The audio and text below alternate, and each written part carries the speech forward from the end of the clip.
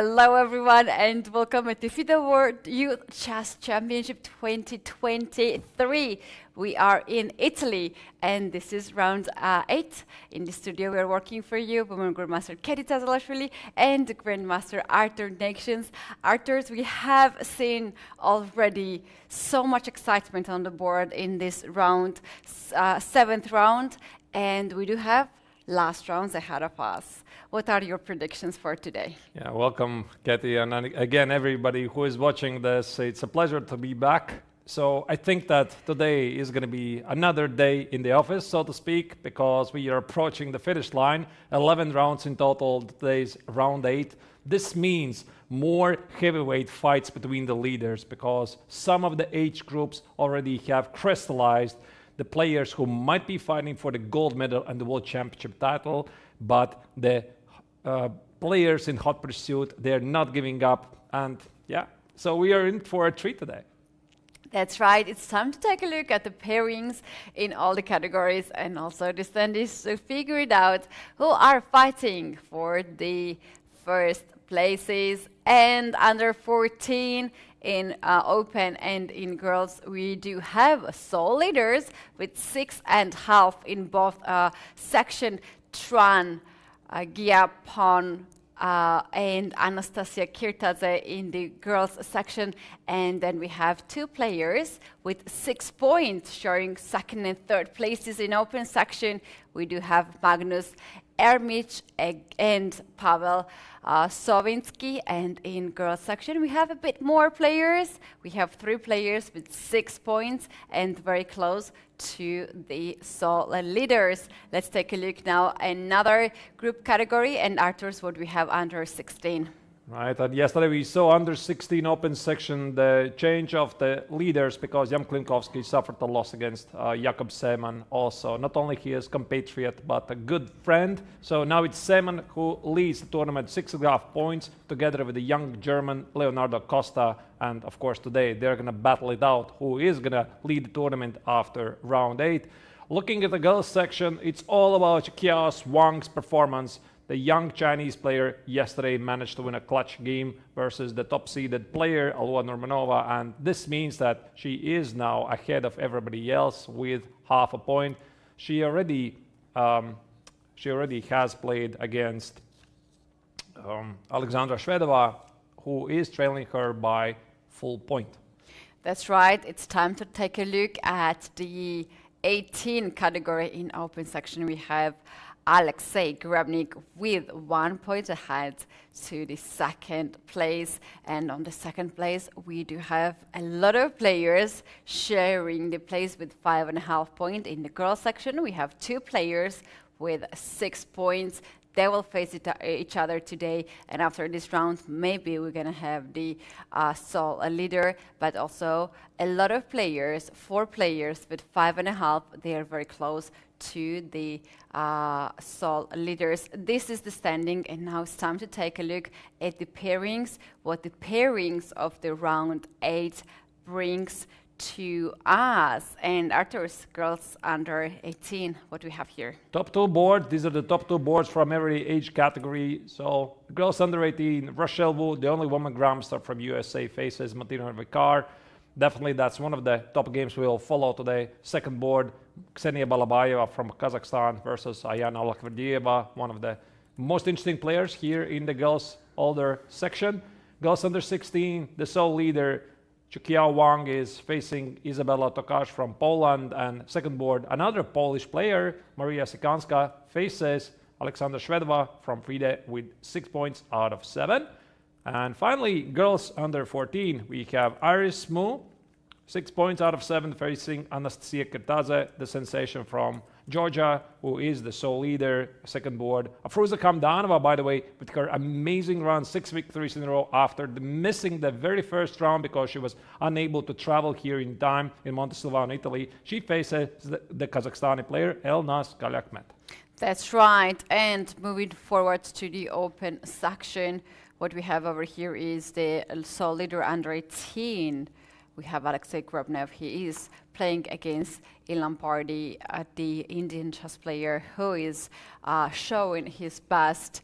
And the second board, we have also the battle of some of the leaders. Under 16, we have Jakub Siman taking over another Polish player, and together with Leonardo Costa, they are sharing first, second places. And under 14, Pavel Savitsky, who had funny looking checkmate yesterday. He is facing the sole leader in this section. And we also have the second board, the leaders board. We got the information that we have the honorary guest, so let's go to playing venue right away. The games will start in 1 minute.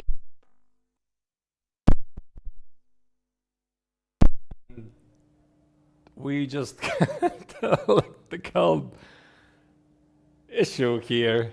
All right. I'm not entirely sure are we live, because the entire playing venue went dark. I think we are going to be back in a moment, in case anybody can hear us.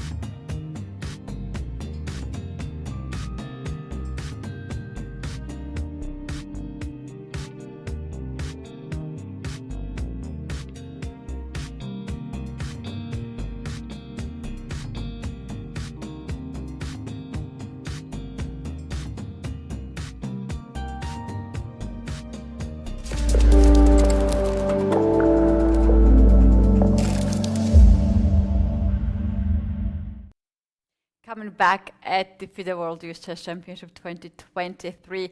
Round 8 has just started, and this round is one of the most important as we are reaching to the final rounds. In the studio, Keti and Arturs. And Arturs, we do have already some of the very sharp positions in some of the games, what we can bring up on the screen. Maybe we are going to start with the girls section, make a difference compared to the previous rounds. So we are following right now the game between Rochelle Wu from United States against Martina Vicar, and looking at the rankings right now, Rochelle Wu together with Ayana Lakhverdieva, they have the shared lead in the tournament with 6 points out of 7, and here Rochelle faces Martina Vicar. And I checked briefly before the tournament, before the start of this round, how the players started to play this tournament. Martina actually started this tournament with a draw, right? So this is something we are seeing in several age groups. Not necessarily all the leaders have had a great run at the start, like 3 out of 3, 4 out of 4. Some of the players have lost points early. Now they're coming back. And what do we have here? It's some sort of unorthodox Nimzo, right? Because it's not very common to see this particular setup. Keti, what do you think? Yeah, so far e3 is one of the main lines here, but the next move, bishop to d2, here at this point, and the knight to e2 is something quite unusual, I would agree. And then Arturs also after castle, white goes with f3, and somehow white took one bit of everything from different setups here. White wants to play e4 in this position, and then to develop the knight on g3, bishop on d3, and so starts to have very nice center here in this position. However, this is not one of the main lines here with white, and after f3, what black has to do is to strike in the center right away, either to play d5 to avoid e4, or to play c5, also in a way to avoid e4. And there also could be rook e8 and e5 ideas, which sometimes is an option to retreat with the bishop back on f8 and not give it up. But I would like to go back a couple of moves here and try to understand why this happened. So bishop d2 has been quite a trendy continuation, and we had several rounds ago here with us in the studio where the well-known expert and 4-time US champion Alexander Shabalov, who also here in Montesilvano, Italy, works as one of the coaches for Team USA. And he confirmed, yeah, this is very popular stuff lately because white very quickly develops the queen side and tries to be flexible with how to develop the pieces of the king side. However, this move knight g to e2 is something which feels a bit strange together for me, right? Because I understand if you want to play knight g to e2, you play it immediately, right? So after knight g to e2, a3, bishop c3, the idea is that you want to put the other knight on c3 and be flexible with your pawn structure in the near future. But I can only assume, Keti, that obviously Rochelle, she knows what she's doing here, right? And she's trying to confuse the opponent, and there's probably some trick with the order of the moves. So, yeah, it's still a fresh position.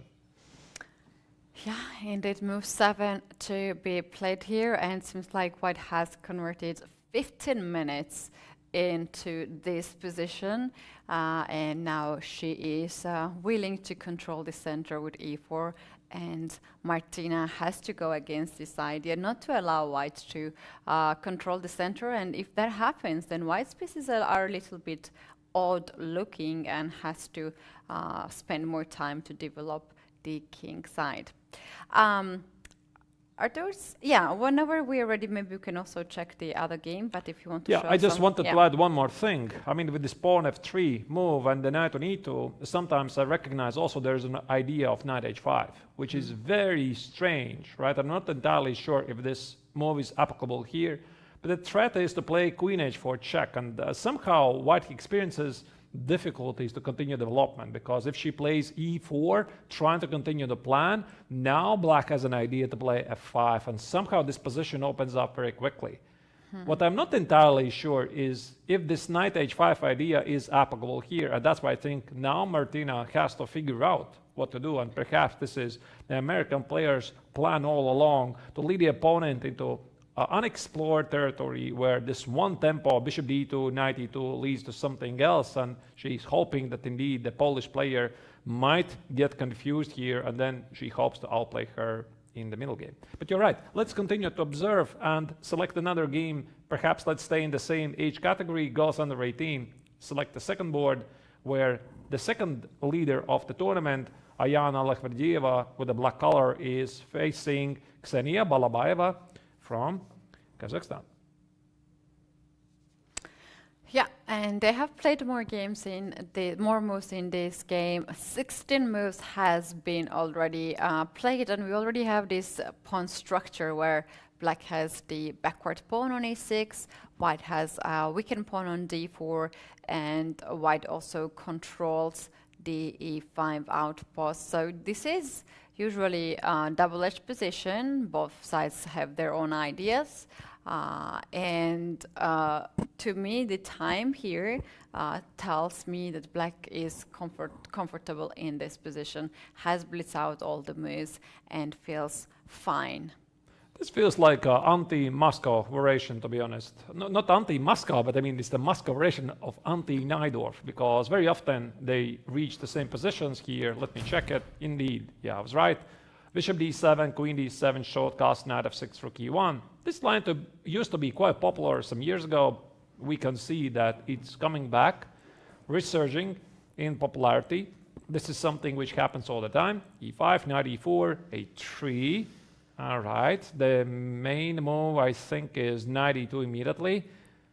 I'm not entirely sure why a3. Ah, wait, I understand. All right, so we had a game of in the open section under 13 where Ansat round 4 was facing Grebnev, and after knight e2, Grebnev played knight e2, bishop d2, and bishop b4, and was able to achieve a draw rather quickly. And I can only assume, and I don't know much about this particular line, that with this move a3, white keeps more pieces on the board. Now, obviously, bishop b4 is not possible, so Ayan had to play bishop e7. Now, knight e2 is the move here. Bishop d2, castles, rook c1. And one of the white's typical ideas is to put the rook on c3 and then somehow try to lift it over to the king side to go for some kingside attack. And this is also the reason why black has to make this counterplay at a kingside with f6. Otherwise, white could build up something potentially dangerous. Although I don't really get to understand why h6 was necessary. Why not f6 immediately? But all right, so she went for a different idea, tried to close the matters at the king side. White, of course, says, no, I want to open up things here because this is where my play is. And after rook f6, this is what we have here.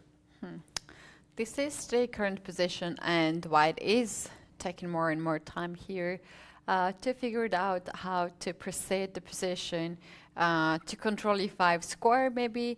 Knight to e5 is one way to trade also the knights and to keep last pieces on the board to go to endgame. But this is indeed the double-edged position. Arturs, I have a suggestion to check out very interesting opening in the game in the open section under 14, board 4. If we have the if we have that board on the screen, that would be very good. Girls under open under 14. Board open 4. Under 14, board 4. Board 4. Oh, okay, interesting selection.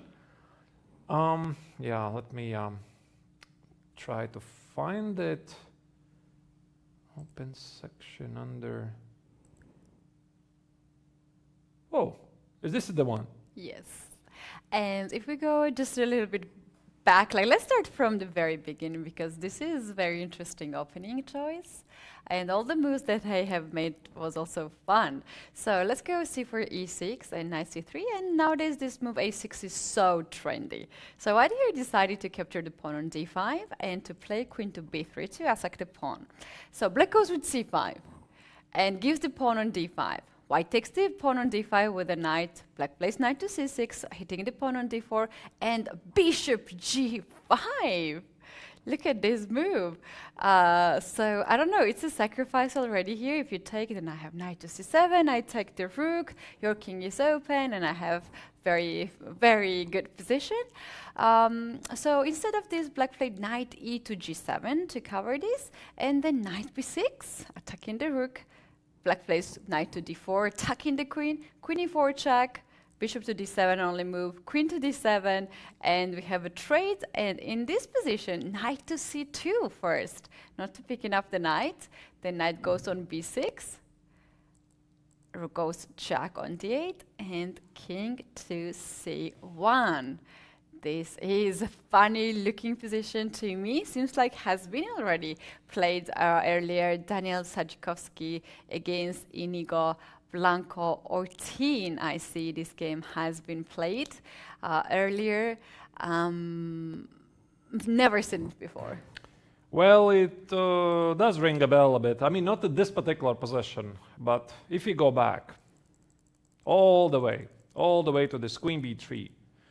Now, I recall this move because, I mean, I think there was this one chessable course which I actually even happened to have. It was written by, what was his name? The Dutch grandmaster. Just popped out of my mind. There was this very strong Max Warmerdam, yeah? So he wrote this chessable course, the lifetime repertoire. I think it was the Janovsky variation. Why I know this? Because I got the course and I was teaching some students to learn the system from the Lux perspective. And queen b3 is a very tricky move. Because, I mean, you said a6 is trendy, right? The idea of a6, if you go back once again, is the threat to take on d-dex on c4, play b5, protect the pawn, and then white very often feels tempted to play c-dex on d5 and punish black for including a6, which in this position is not really great. And one of the key ideas is queen b3, because white hits the pawn here, and it's actually not so easy to defend, because if I remember correctly, the obvious move c6 actually is a pretty serious mistake, because white plays e4, d-takes on e4, and bishop c4, hitting the pawn here on f7, and after queen e7, I think the main line was a4, and Stockfish crucifies black here, because says, I mean, this is unplayable. White very quickly finishes development. I really don't remember how, but I'm sure that the players know this. Anyway, so this is the idea, and I remember there were two ideas here. Black would sacrifice the pawn with either bishop d6, or the second idea was c5. So this must be some modern theory they're following right now. Maybe there's even more stuff. It's not just a Warmerdam's course, right? Maybe there's even more. So definitely this I recognize. c5, knight x on d5, knight c6, and from here I'm totally blank page. I don't know what is bishop g5, but I mean the start of this craziness I recognize. So here we have Patrick Czeslak versus Mendau Torioka, Daniel Tabuenka. Very exciting game. Yeah, Patrick is also from Poland, and the player I mentioned, Tsatsalashvili, grandmaster, and the coach from Poland. I would not be surprised if Tsatsalashvili is coaching Czeslak, Patrick, and he knows what's going on here in this position. I assume they're following again some analysis up to a certain point. So this bishop g5 is something you don't simply invent over the board. So definitely there's probably more courses, because we discussed this the other day. It doesn't have to be necessarily chessable. It could be some other learning platforms, right, which provide now the younger generation some amazing possibilities to learn opening theory, but new they also ideas. Have very strong coaches. Of course. All of these kids, It's not only those platforms, of course. We have to mention that here in Montesilvano we have many grandmasters. I mean, at least I counted 5-6 grandmasters, definitely more, which I have met here, who are working with the kids. And also, as it was Alex Ostrovsky, the international master from USA, who is coaching here kids on site, he said, actually, some of US coaches, they're coaching from the distance, right? So they don't need to be physically here. So once again, we don't know this backstory, what happened here, but definitely a very exciting game. Indeed, very exciting game, and one of the players who can join the leaders after this game. This is board for under 14, and we're gonna keep the eye on this one. But now let's maybe go back at the top boards, and I'm gonna also try to search for some interesting games. Yeah, maybe let's, while you're looking for that, I'm gonna make an overview what's happening in the girls under 16. Let's have a look at the top board where Chikiao Wang, the Chinese player and also the sole leader of the event, is playing against Isabella Tokarz. Here, Wang has 6.5 points out of 7 with the white color, so she has a pretty good run, I would say, because yesterday she was able to beat her most dangerous competitor, the top-seeded player. Now, what do we have here? Let's check very quickly the opening phase, just to get some backstory. Okay, the Grunfeld, of course. Knight of 3, Bishop G5. This was the, what was it, the Tamanov variation, was it, with Bishop G5? Okay, doesn't matter, super popular line. Knight E4, Bishop F4. Again, big theory. The point is, White doesn't really want to take on E4. The pawn on D4 is hit. And if you play something like Knight E5, there are some tricks, like with Knight G5, Knight G5, E6. 2 knights are hit, here on D5, here on G5.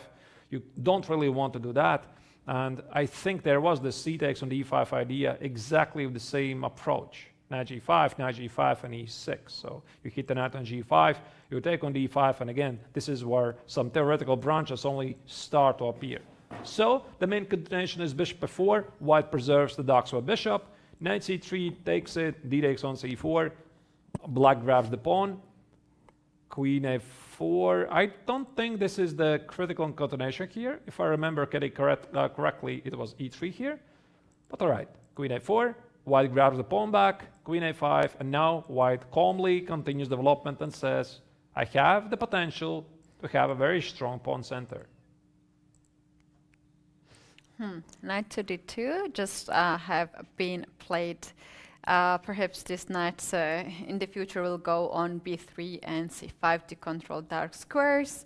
But in this setup, I also like very much to see H4, H5 sort of attack on the king side. That's one thing, but the another thing, as Black has already pushed B5 this weekend, C5 square very much. So maybe White just wants to castle next move to play knight to B3, knight to C5, and to play very calm position, and quite good position as well for White. But to talk about Black's perspective, why B5 has been played, Arturs, here? What is Black's idea? It's slightly mysterious to me, because I think that normally in these grandpa positions, there's essentially a clash of styles. Black wants to play C5, Knight C6, because I think that you can't ignore the center. I mean, White is about to play E4, and if White is able to grab space, control the center, normally she should be the one who controls the advantage and the wins which are about to unfold. So it only makes sense that Black plays C5, Knight C6 and tries to apply the pressure against the pawn on D4 to make sure that White cannot easily play E4. But I think that this move B5 is a deeper idea. I don't really think it has anything to do with the cheap move Bishop C4, because the move itself somehow doesn't even strike to be a threat. I think that here what Isabella is doing, that she is trying to push back White's pieces. Okay, maybe technically Bishop C4 actually is a threat. Bishop C4 is a threat, because now what White does if Knight E2, if you castle, then Bishop C4 and C3 pawn will be gone. And even if you play H4 here in this position, Bishop C4 and Bishop E2, and you have to capture with the king if you don't want to lose the pawn on C3. Maybe. I'm not going to argue. You know, I'm not entirely sure that even this line is so clear, because after Bishop C4, Queen D2, takes, you win the pawn, I play Rook C1, and I mean, you're underdeveloped. The pawn on C6 is weak, I have Knight E5 ideas. I can only assume it's part of a larger plan, which I can... Maybe it will be shown in the next move. It will be shown, but I think that Black still might play C5, and this move B5 is just an earlier modern move, but I guess we're going to see. We're going to see Knight D7 has been played after Knight to D2 here. And Black also wants to control C4 square, Knight D7, Knight B6. Maybe Knight D7, Knight to D6 maybe is the Black's move of choice here. But yeah, surely Black is ahead of development here. And by the time White castles, maybe we might have c5 move or b4 move, any kind of pawn break move on the Keti, I mean, lately I've seen so many weird ideas. I'm no longer surprised. I remember some time ago I was very critical. When I see something strange, no, you cannot play like that, right? And then I switch on the engine at those points and I noticed the engine actually supporting all of those things. It just, again, means that the understanding of some very known positions is growing, changing all the time, and that's why, this b5 looks appalling if you look at it alone, right? It just creates weaknesses. It's not creating, it's creating weakness on c5. The pawn on c6 is weak. It's not developing anything, but if black will be, let's say, secure the pawn on b5 and play c5, knight c6, maybe she actually benefits. She already played knight d7. Knight d7 and castle is on the board. And castle, that's... Okay, and now c5 could be even a move, right? And then black is suddenly perfectly fine. Let's continue observe. Yep, let's move forward and go to the girls under 16 second board. Yep. So we have here this opening. If I just noticed a very... this rings a bell, this position, the pawn on a4, Keti. I mean... Okay, maybe this is not very not correct, but I think there was this very famous mouse slip of Magnus Carlsen playing against. Okay, maybe not in this position, but there was this very famous game where, was it in one of those online super tournaments where Magnus Carlsen played a4, having mouse slipped instead of wanting to play a3, and he played a4, which actually turned out to be quite a great idea because I mean, actually, this weakening of the b4 square is not that important, and considering how engines really love taking space in the long run, it turned out to be quite a novelty. I think there was this story. Maybe I'm mixing up with another variation. Perhaps this is something else. So this was, all right, what do we call this? Slav. The Slav, yes, but with e3. I think this is some sort of a triangle, yeah. Slav with e3. Slav with e3, fine. All right, e3, knight f6. I mean, black plays e6 already threatens to take on c4, which, by the way, is something we already saw today. I mean, a6 seems to be quite similar with the ideas to grab the pawn. So that's why white plays e3 and says, no, I don't want to do this. Knight f3, knight e7, a4. Yeah, modern touch right there. And I can only assume it also helps against black's typical idea of d takes, bishop c4, and b5. Yeah, Mirani, if you don't like Mirani positions, you are going for a4 here with white.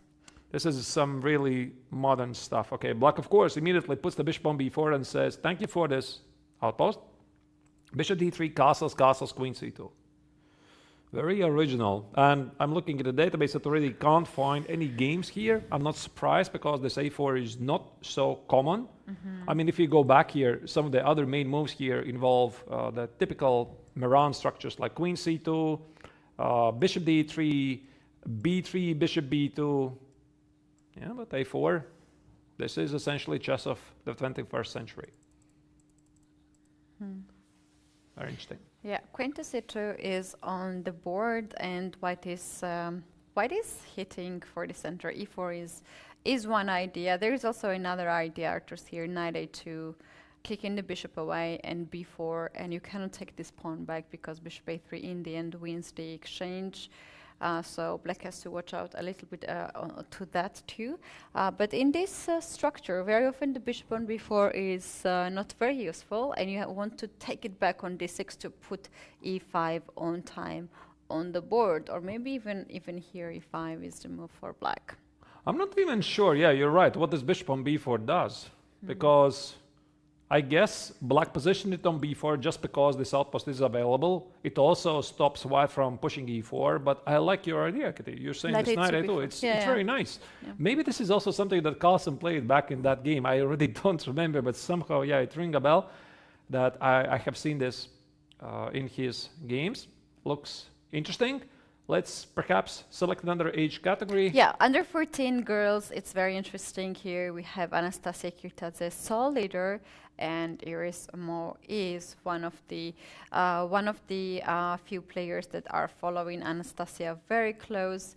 And this game is very important for everyone because if one of the players goes too far, then it will be very hard for everyone else to catch up. That's right, and Kirtaze has been doing extremely well because she defeated back-to-back two favorites, pre-tournament favorites, the number 1 seeded and number 3rd seeded players, Anna Shukman yesterday, and before that, Zarina Nurgalieva, who are right now trailing behind. So it's very, very close matchup, super important game. Arturs' coach, Alex Ostrovsky, here was with us previously. He also told that some of the things what Arturs likes to play here. This seems to be some anti-Sicilian. Is this anti-Sicilian? Yeah, I'm not surprised because Alex also told that he likes anti-Sicilian approaches. G3 line. Yeah, very, very topical stuff. One of my pet lines. I used to play this quite a lot. So bishop g2, white is very flexible with the ideas either to play d4 or maybe even d3, switch to the king's Indian attack. Very nice system. Knight f6, queen e2. Yeah, if I remember, there were two main continuations, knight c3 or queen e2. One of the big experts of this line also is the Chinese grandmaster Lu Shanglei, who I mean, I've seen many of his games in this line. All right, queen e2, e5. This is the way to continue as far as I remember. Yes, so Kirtaze is well prepared. Knight c3, d6, and knight d5. I can only assume that Arturs here is still in the book. I already don't remember what was the main theory here. Bishop e6. So there's this struggle for the d5 square.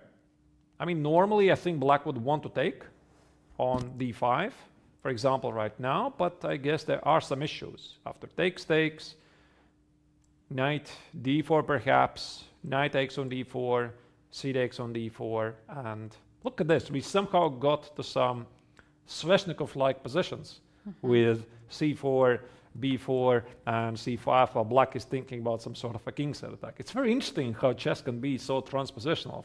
Starting from anti-Sicilians, we suddenly get to the Sveshnikov-like positions. Yeah, there are sometimes some positions when you start 1e4 and you find yourself to 1d4 type of structure as well that happens. So that's why you need to know all kind of structure, pawn structure in chess if you want to be strong. d3 has been played here. I think that Kirtaze has been tricked. Because if I remember precisely, this was one of the key ideas. Maybe I even wrote this stuff. I don't remember. Because, I mean, I wrote a course on this like 4 or 5 years ago, a full course for white. And I remember this maneuver, knight e1. And there was something that black was supposed to do, because if now he's able to play d3, knight c2, knight e3, solidify control of the d5 square, black's position feels a bit cramped. Right, and also looking at the clock, you can see Anastasia has, spent good 35 minutes, while Arturs hasn't spent a minute. Yeah. Looks very tricky, so I like here this position. Queen d7. All right, not sure what's gonna happen now. It could be the same d3, or maybe knight c2, knight e3. I really like here white's chances. What happens after d3, let's say if black goes with bishop h3, this kind of ideas? Bishop g4 first. I guess I want to play f3.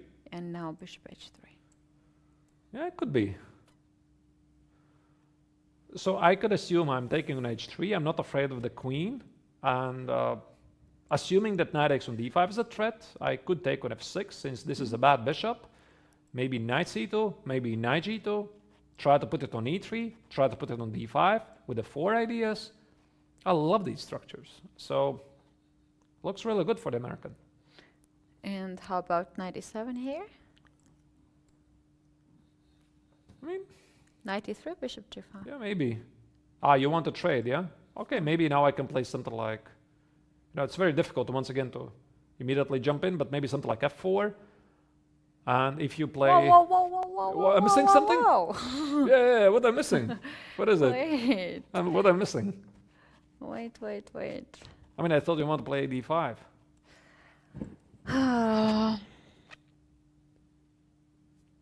I mean, these. What is the threat here of white? I mean, I could ask the reverse. What is the threat of black? Because I don't have any threat. I'm playing against your threat. I'm thinking about a kingside attack. F4, F5, G4, G5. And what about H5 here, for instance? Here? Who is attack who?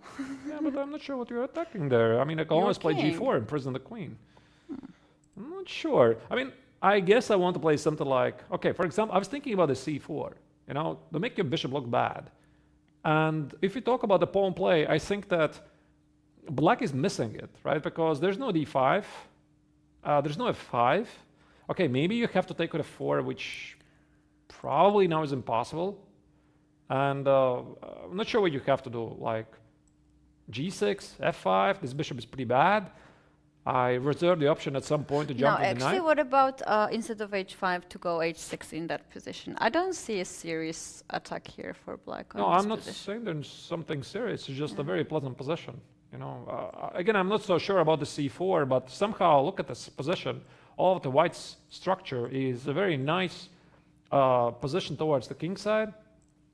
And yeah, I'm not sure. Is it F5 or is it bishop E3? I like it, you know. But I'm not entirely sure if all of this has to be done by black. And I can only assume, Keti, I'm not 100% convinced. I can only assume there was, at some point, this take on D5. Maybe Kirtaze already had to take on D5 right now. I don't remember. She has another plan, and she just played knight to E8. I think she's going for some sort of F5 ideas. After D3, she played... But was D3 played, yeah? D3 has been played, that's right. And knight what? Knight E8 has been played, yeah. Knight E8. She's totally been tricked here. I mean, I remember this. This was one of the best setups that white could get. Maybe she wants to play G6, F5. Of course, it doesn't mean the game is over. Of course not. The game is only starting. But so far, Iris's position looks just better to me. Maybe after a 5 or 4, black managed to take over the game. Maybe here Kirtaze's plan is to play like G6, knight G7, but it's not on the E5. It feels very unpleasant, you know. I mean, I'm not sure what you want to do with it. I would not be so critical for black. I like black's chances here to play F5, G6, F5. Well, the engine says it's better for white, but when you come to play on the board, it's different. Okay. We have different opinions. All right. We'll see. We'll see. So it looks like white has done slightly better here in the opening. Of course, the game is still ahead of us. Do we select another game? We have to move forward on the second board, I assume, to check it out what is happening on the second board. Here we have the players, both of them, with 6 points. And we have Afruza, who is one of the toughest girl in this section. She started with minus. We said that a few times already, and we can all repeat. And then after that, she won 6 games in a row. Wow, that is absolutely impressive. Actually, do we know what was the story? Why she missed the flight? I just overheard. I was walking one of the days. It was beautiful weather, and then I saw some of the players with the suitcases, and I can recognize her from the tournament, of course. And I just overheard that their flight to Rome was delayed, and that's why they had to come back. And she is, I think it was 2 or 3 players. She's from Uzbekistan, and when you are coming from the other part of the world, you don't have flights every day, so perhaps they had to wait or they had to change the transfer. But I love how she's handling this stressful situation. Myself, I was once one day late for my tournament, and I can remember how difficult it was for me to fight it back to play on the top boards. But she's doing the things like nothing happened. 6 wins in a row. I just wonder if she arrived here on time, if she's going to have 7 out of 7 at this point, but she's one of the strongest participants. What this position tells us? Well, I think we are about to find out in the next couple of moves, because the big question is what happens with the pawn on c4. If white is able to solidify the center and play b3, then white is much better here. I mean, consider moves like knight b4, knight e5 next, or maybe b3, rook d1. Why I'm not saying that it is already much better, because I am not sure what happens after b5. And now suddenly there are some issues at the c file. For example, you take much on better b5. for black, or? No, I mean, if b5 works, then black is doing really well. I'm not sure. That's why I'm just thinking that if b5 for some reason doesn't work. Now the pawn on c4 is hanging, so you have to play that's the point. I mean, how do you defend this pawn? So I mean, I would love to play b3, rook c1, rook d1, and knight b4, but maybe because of this b5 counterattack, white is not in time. So she might have to play knight a3, but this is clearly a setback. You don't want to put the knight on a3. Yeah, there's also knight d5 idea here, but that has consequences, as you have to change the pawn structure, and maybe even knight takes f to d5, then bishop to d7, and then to f5 to play this kind of pawn structure. And on the other hand, also you can just take the pawn on e4. And yeah, but maybe you can improve your idea, right? I could play like somehow secure the pawn on a3 on c4, secure the pawn on e4, play something like f3, and then play knight e5, which is definitely a possibility. Something like knight a3, f3, and then play knight e5. But you're right, it changes the pawn structure. And if you play f3, black enables idea to play knight h5, f5. I think I've seen this at the grandmaster level as well. I'm not entirely sure what was the opening. Oh, the Kalashnikov line. For some reason, it's not very popular. I'm not sure why. Yeah, this g6 is very modern. This is very modern stuff. So Elnas is well prepared. Now I don't remember. Was she coached by Alexander Moisenko? Because I met Alexander Moisenko, who is coaching the Kazakhstani team, but I don't remember. Was he coaching the girls or the open section? And Moisenko, of course, is a known expert from Ukraine. He used to be 27th Hungary level with very deep understanding. So once again, just shows the level of some of the best coaches here in Montesilvano. Yeah, I agree with that. That the help of the coach plays biggest role sometimes in your chess preparation. Anyways, we do have knight to e7, and white is on move. So she's thinking. I have a suggestion to take a look at one of very interesting positions under 14 again. Open section, board number 3 looks very promising. All right, let's go there. And that is Sava Vetokhin, the former leader of the tournament, playing against Andrei Lepic. This is the game, right? This is the game. So last moves of white has been played g4, move 13. And then she wants to play g5 to win the bishop. And then black played h6 to stop that happening. And white says, I want to play g5 anyway. So this is the position. And we can see that both of them has actually burned the time of the clock. So we might just think that maybe this g5 and h4 was just an improvisation from white side. I don't know, but it looks great. You know, I like this stuff. Pushing aggressively, pawns forward while the white king is in the center. And in this tournament, Sava has been pretty impressive with his opening prep.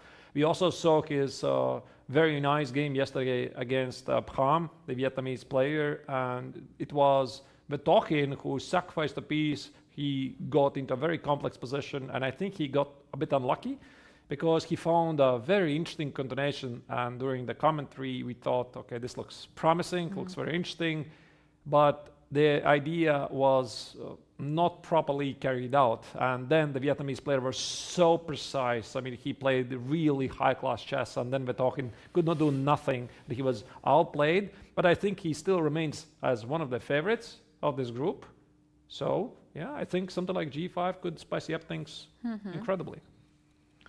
Yeah, very promising position. By the way, since we start to talk about the open section, maybe we could now go to the open section. Under 18. Yeah, under 18. We haven't checked that under 18 first board. We have there the solider, and I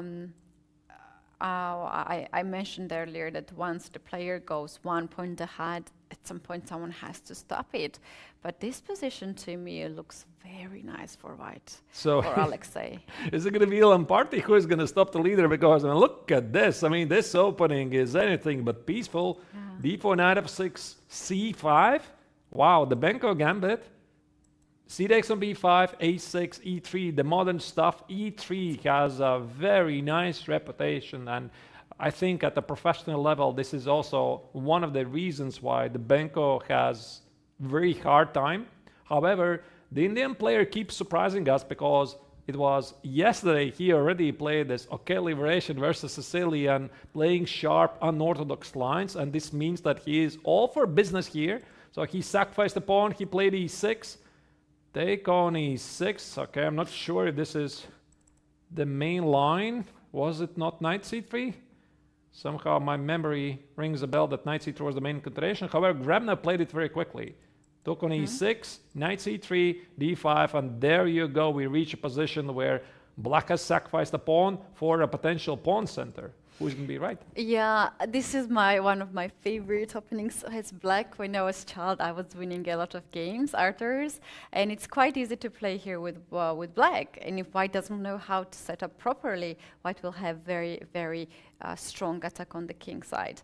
And all you have to do with black is to play bishop to b7, bishop to d6, knight d7, queen c7, castle, to play e5, and to push the pawns on the in the center, and the king side attack is very strong. However, I have seen now the final position in here, and I think some things went off here, as what white is doing is exactly what you have to do here. And at the point when black pushes e5, what I know, let's pull one more move. What I know here, after e5, if you manage to meet e5 with e4, white can have a very strong position. So knight to g5 is a correct move. I want to play knight e6. Black moves the queen away, and now e4. And somehow white is controlling the center after d4. Otherwise, if not d4, I will take it. And yeah, bishop c4. And after d4, now you give a check. King has to move away, and knight to b5, still knight f7. Knight e6 is a threat, and I think here white just stands better.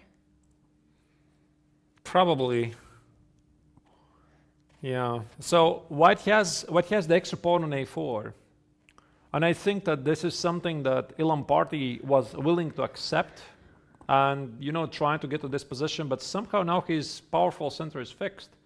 And I think that it will be Grebnev who should be able to slowly improve the position. But by the way, the first thing here that Lamparty needs to answer, what he's going to do about this knight f7 threat, because maybe he needs to continue the complications. By the way, right now the pawn on e4 is also under attack. Mm-hmm. So I think there is a move h6 here to meet knight f7 with king h7.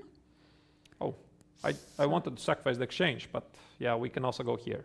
So h6, knight f7. King h7. I think this is quite unpleasant if you lose the light square bishop.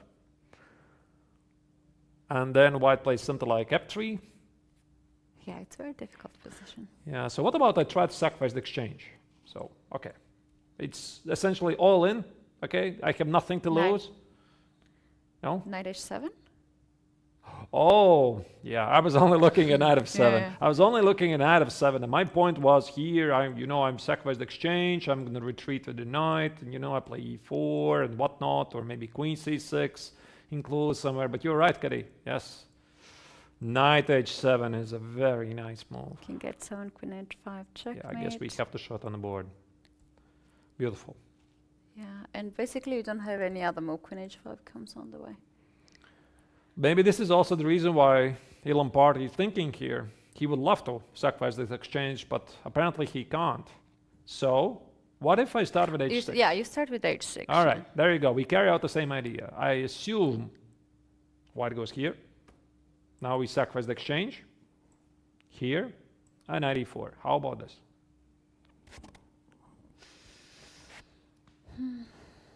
I somehow feel it should not be enough. F4, I guess. Yeah, I was looking at f4 precisely.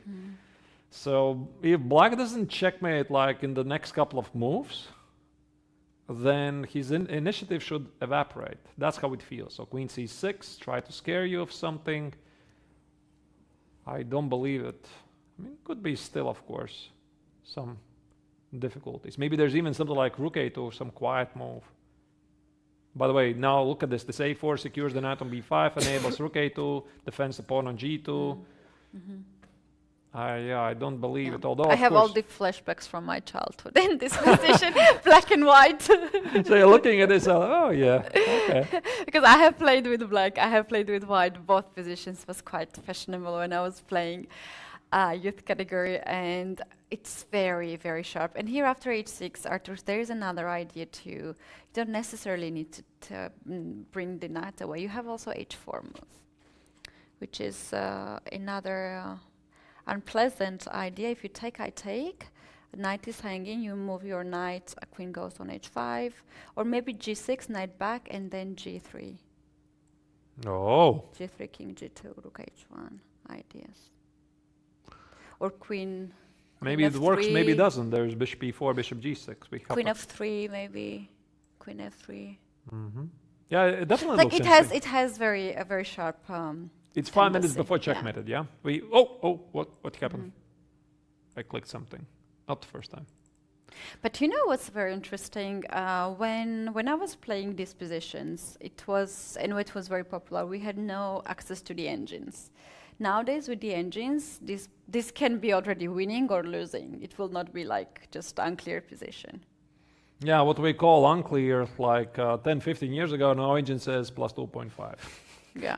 There's an actual number to this unclear. So unfortunately, every position today in modern chess, there's a very clear evaluation. You no longer say unclear. It's either better, winning, unclear worse. is the term for commentators to save a day. Can we see the engine line here? What suggests after h6? Maybe, yeah, h6. Has it been played? No, No. he's still thinking. Okay, so h6, engine line is knight f7 should be good enough. h4 is a move there. You see? It H4, is, but not very good one, yeah. But it still exists, but yeah? it's a move, yeah. Yeah, All the right. third line, so it's fine. Knight f7, possible. Knight e6 is the strongest. Yeah, Let's check it out. That.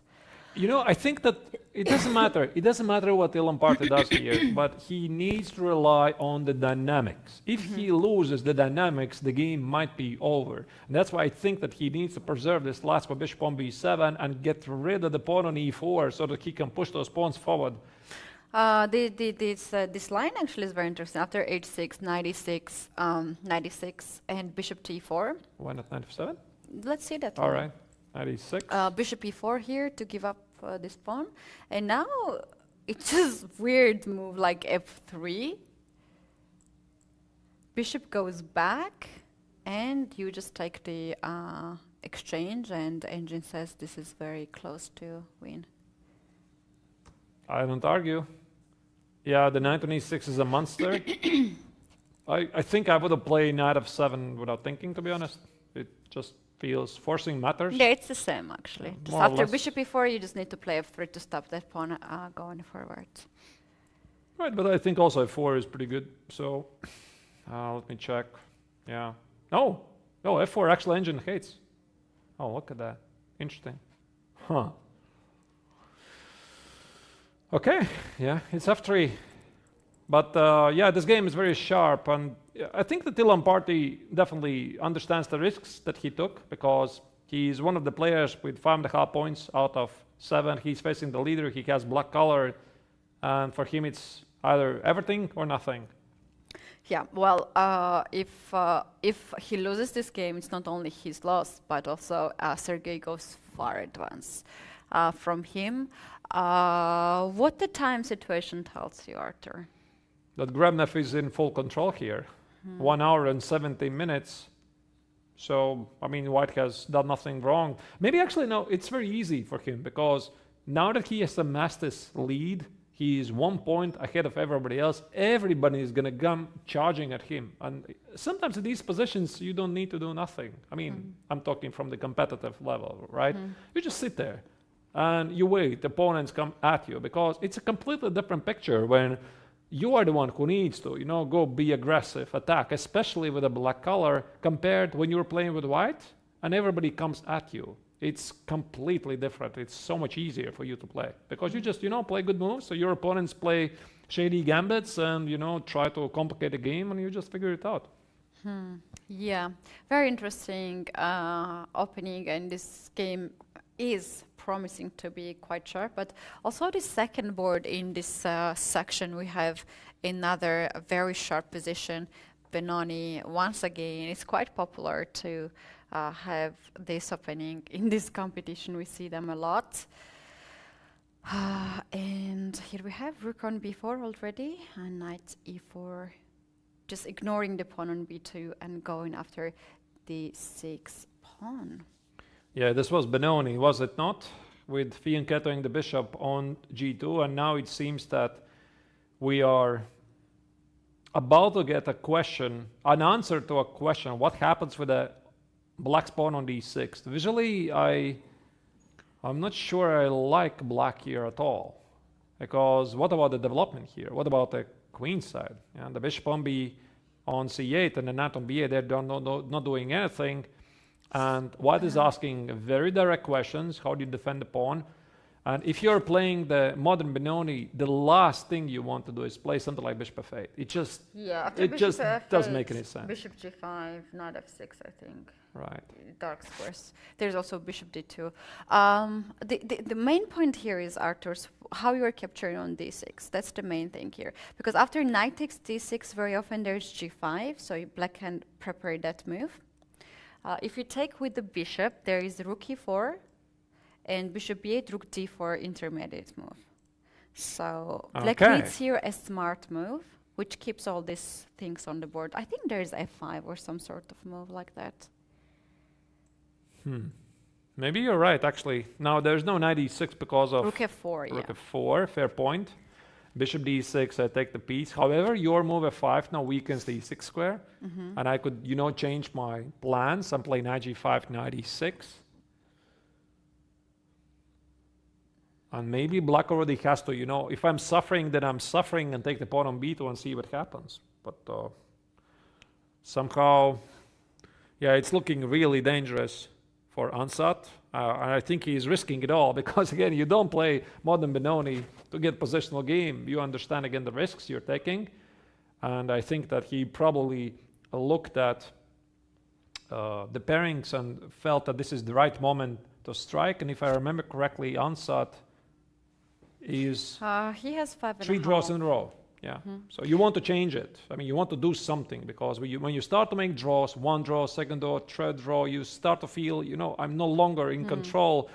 And I have this situation had many times, Keti, when I'm starting an open tournament with great, like 3 victories, 4 victories. There's like 3, 4 draws in a row. Very often there's a loss in the end, and I never want to repeat that again. I really want to once again start this winning streak. So Ansat's approach is understandable. The question is he not risking too much? We'll see. We shall see here. So knight e4 is on the board. There are plenty of moves here. There's also bishop f5, which looks quite nice. What? Yeah, by the way, I just switched on the engine. Engine says, black is completely fine. H3 in this position. I love it. How cannot we just love engine? Look at these moves. Yeah, I love engine. It just expands your understanding incredibly. But this teaches you some different perspective, like how you can change your mindset and how you can use actually engine's ideas to improve yourself. This is brilliant. I would never think of bishop h3, and it's such an easy move. As an idea, I don't know how good it is, but it's a brilliant move. If you like that, you're gonna love this, Keti. a5? Yeah, this is what also some typical engine idea. a5 to, I don't know, this is what you never do in Benoni, but knight a6, bring out the knight, maybe even rook a6, rook b6, welcome to the modern world. absolutely crazy. So here opportunities are all but limitless. And initially I felt that, I mean, black here is in danger because he's underdeveloped. I switch on the engine says no. No, black is perfectly fine. Yeah, black Very is impressive. Yeah. It's there's also this just the waiting move h6 to control g5 too. That maybe that's the move you're waiting here for g5. With some g5 idea, Yeah. push away the bishop so that after your bishop Yeah. d6, now I have rook e4. Okay, look at that. Bishop f5 is another idea. Yeah, I should start to play Benoni again. No, but this was probably not the mainstream theory, really. I mean, I don't see it very often. It started, actually it started as a King's Indian defense with fianchettoing the bishop, and there you go. This is how they got the Benoni-like position. Not the most usual way, by the way. All right, let's continue to observe.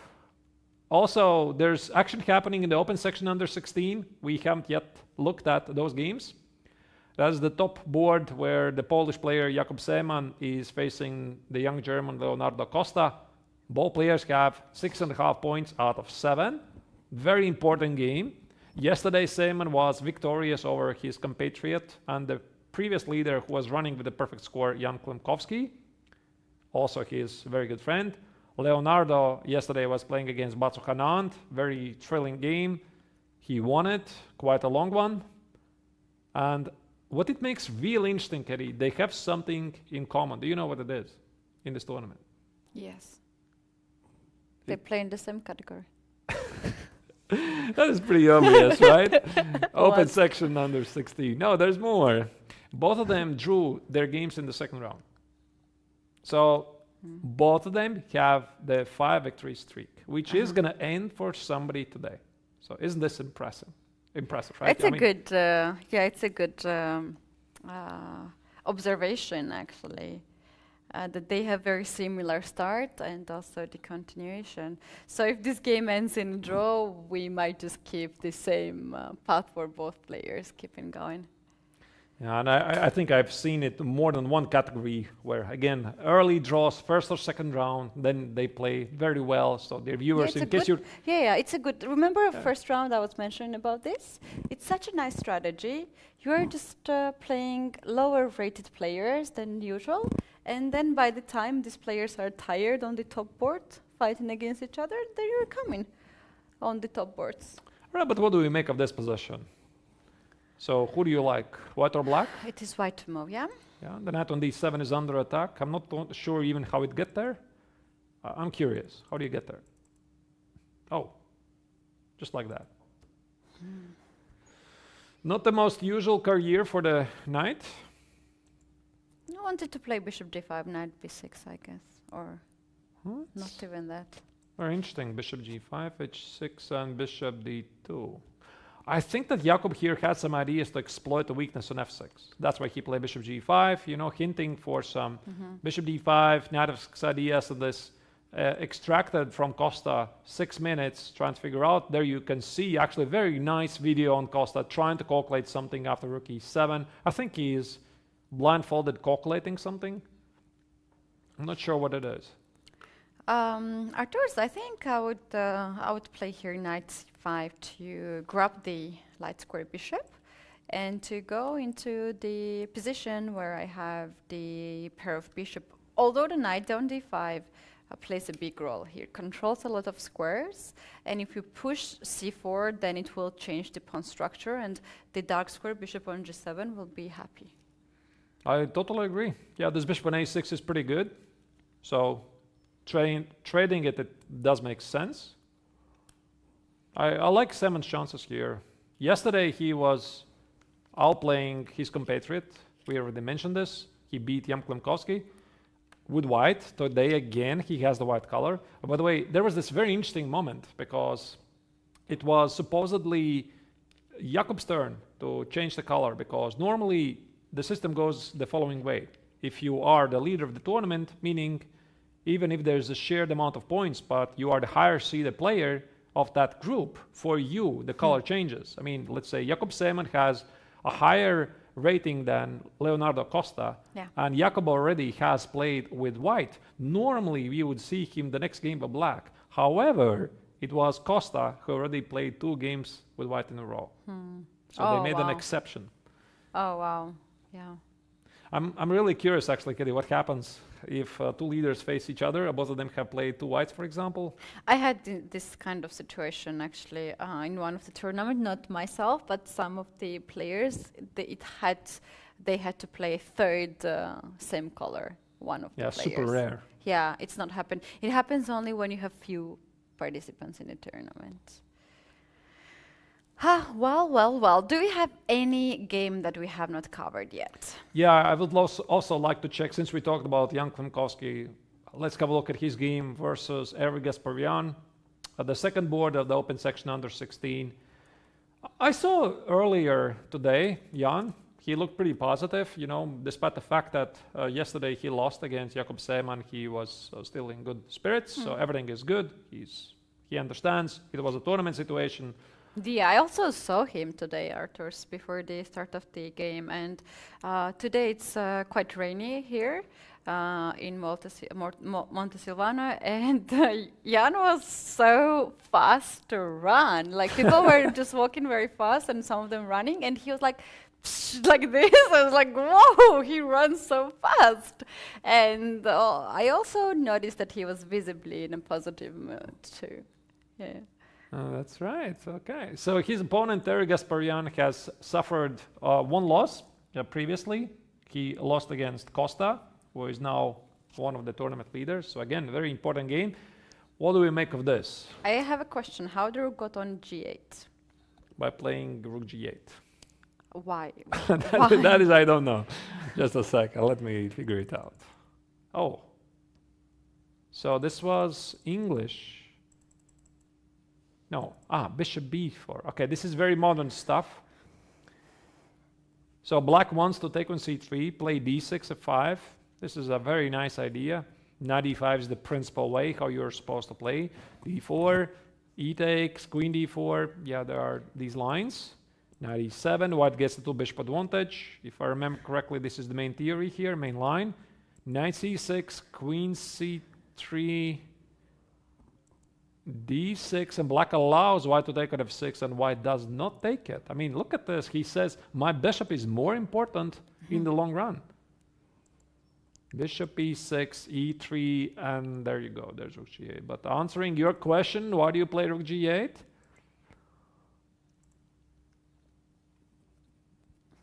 Because somebody already has played it before. That's the best answer I can come up with. I'm not sure. I would imagine that black is preparing for bishop takes f6 with g takes f6, and maybe you cannot develop your light square bishop that easily as the g2 pawn is hanging. And black anyway plans to castle on the long side, so you want this h6 g5 and the rook on g8. I mean, it could be. I'm thinking that black realizes the bishop f6 is going to happen anyway. And that's why he doesn't play h6, because now, of course, white's going to take on f6, and let's say queen f6, g takes on f6. And this pawn h6 move feels like a colossal waste of time. Although, I mean, it's not like black is terribly bad here in this position. It's just a waste of time. And that's why he says, okay, I'm going to play rook g8 first, right? And now that if you take on f6, and whatever happens, either the queen trade or with the pawn, not sure, now at least black has made a useful move. But it also enables a threat of knight e4. Knight e4 is another beautiful threat. And the pawn on g7 is not hanging, and you are forcing the queen trade in a better endgame for black. Right, but look at this. I mean, Klimkowski said no to this. He played knight e4, still not taking on f6. And after knight e4, h6, now he took on f6 and played. Okay, this is really strange. But why not knight to e4 instead of h6? What was the? You mean here after h6? Yeah. Before, instead of h6, why not knight e4?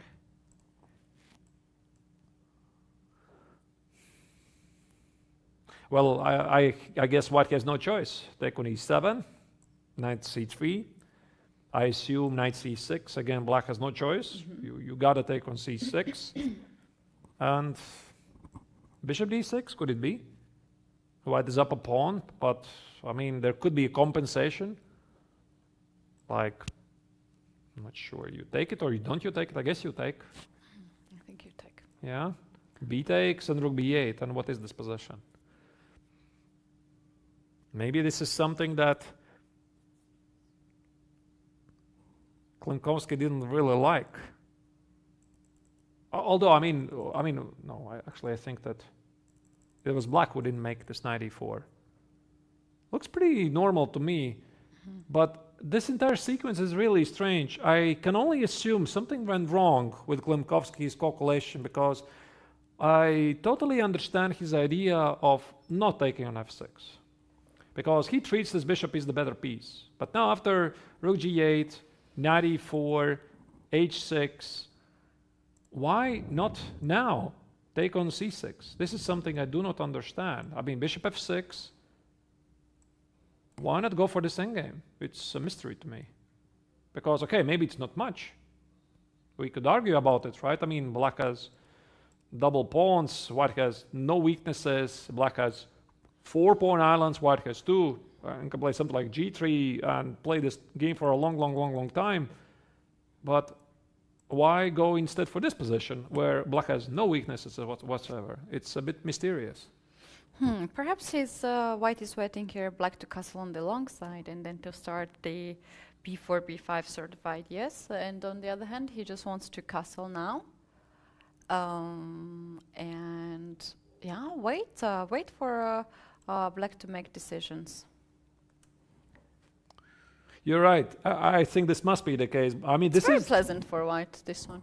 This is some very deep level thought then, because normally it's strange, but I get it. Yeah, now that you say it like this, now I get it. Yeah, so indeed, you are forcing black to castle long. I am about to castle short. Then I'm going to play bishop f3, b4, b5, a4, a5, etc. But I still think I would have chosen the better endgame. Well, Jan has different ideas, and I understand why he's doing it now. Yeah, he's a very tactical player. He likes tactics. He said at the interview that he was solving a lot of puzzles before the tournament, so perhaps he wants to have a slight chance at least to attack the opponent. And as rook has already played on g8, there's not much of the choice for black's king either. You can't keep it on the open file, right? So this is the position. Black has to make a move here, and this game I think will heat up very soon. We might have some very interesting side attacks. Now we are going to take our first break, and by the time we're back, we will cover other top boards, open, under 14, and so on and so on. You guys, this is the round 8 at FIDE World Youth Chess Championship 2023. You don't want to miss any part of it. We'll be back shortly.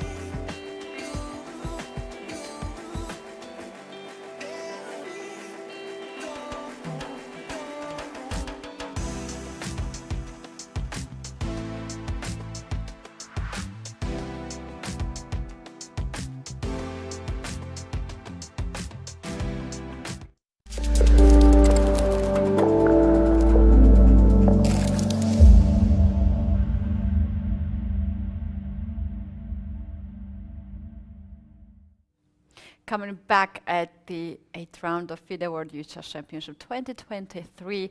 We have all the games in progress, and by the time we took a break, we promised to take a look at the open section under 14 and Arturs.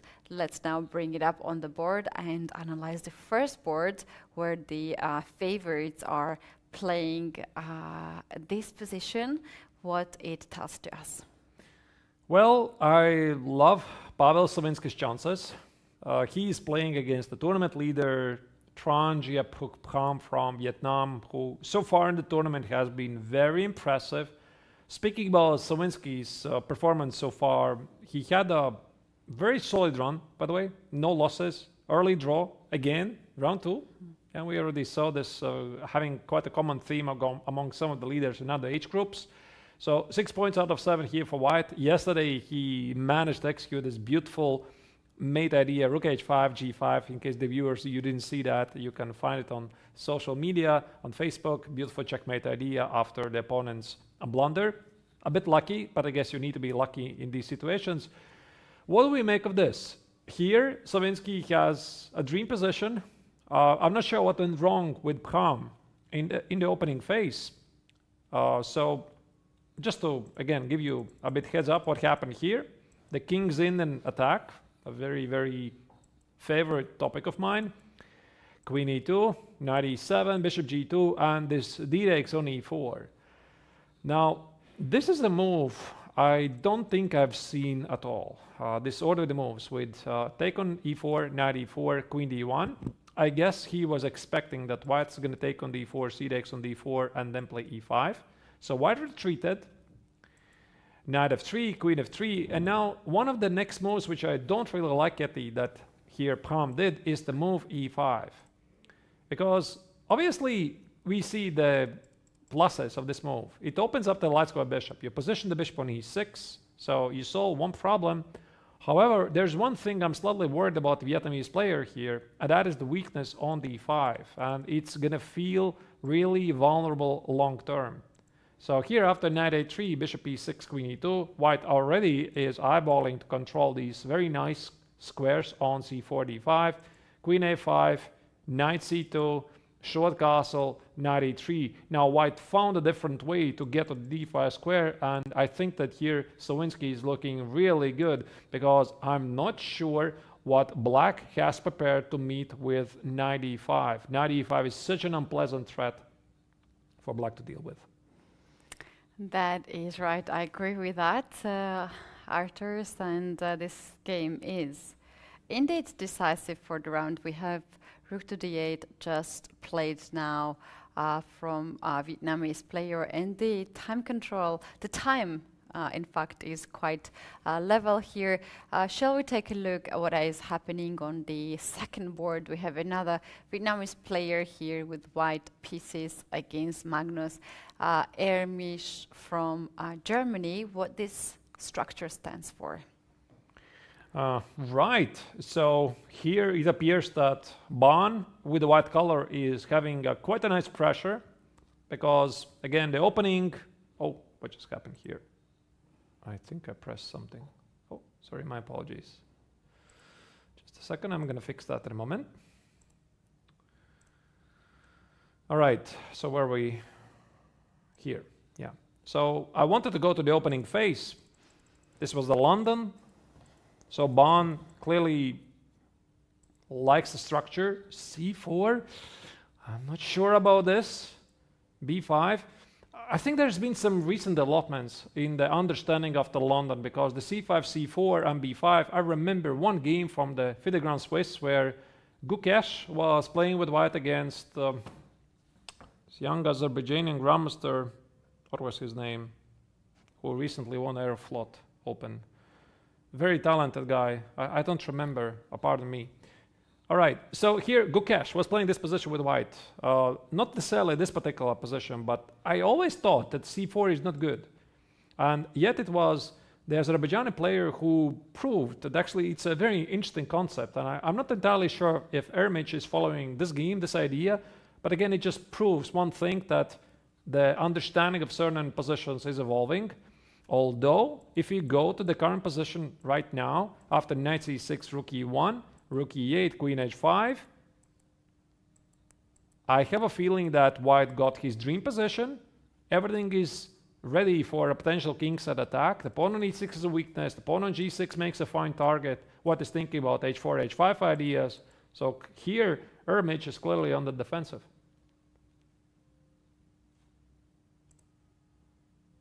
What do you think, Keti? I like this position with white. One thing that I would probably ask here myself with white is how this knight will improve the position, because this is the only piece that is not really doing much. Where the knight should go to look it better, to actually start some kind of play, and what is the final idea here with white. We can see that white has just played h4 with idea to h5, and perhaps at some point you can also do king g2, rook h1, knight f3 to bring all the pieces on the king side, and seems like white is just good. Wait a second, did he not just blunder e5? Oh wait, he did not blunder. Because after e5, I look at this battery on a queen f7, rook on f8. The first question I have here, what about e5 here? Because if you take on e5, takes, rook e5, queen f2 is very dangerous. But I guess white takes with the d pawn. Yeah, it's very, very important detail. Yeah, takes. Might still get complicated with something like d4. Not entirely sure. Although I guess white is faster. I'll take everything you give. You're going to take everything, yeah? Yeah, of course. It's for free. There's no argument about it. All right, so c takes on d4. Yeah, I guess you're right. All right, I mean, this is what I was a bit afraid. I was struggling. I was asking myself how white should improve this position to get something, and with this e5 and d4, you just give 2 pawns. Thank you very much. I'm good already. No, I'm just wondering what to do from the black's perspective, because otherwise things look pretty passive. I mean, I see all of these ideas for white, like h5, like knight f3. But knight f3 is the move that white has to play at some point to stop this e5 happening. Starting with knight f3, I guess next move, rather king g2 or h5. That's very important move there to control e5 square, and then slowly to push the king side. I don't like Ermich's position at all. I think he would love to play this e5, open up the Laspa bishop. Yeah, unfortunately for him, this is not possible. I'm not sure what he can do here. Maybe, okay, I was looking at this a5, b4 idea, Keti. Try to organize something at the queen side, but the big prize is here.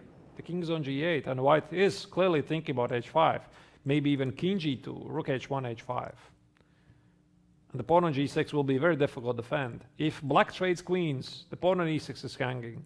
Does he want to play a passive defense? Bishop d7, queen g7? Perhaps you have to. Maybe. Yeah, I could play something like h5. Now g takes looks very risky. King g2 with rook h1 to follow, so perhaps queen g7. The queen is checkmated. I have to trade. I guess I have to take it. And okay, but maybe it's not so bad for black. It looks pretty passive, but then again, I don't see any immediate way how white is crashing through. Knight h4. Yeah, I guess.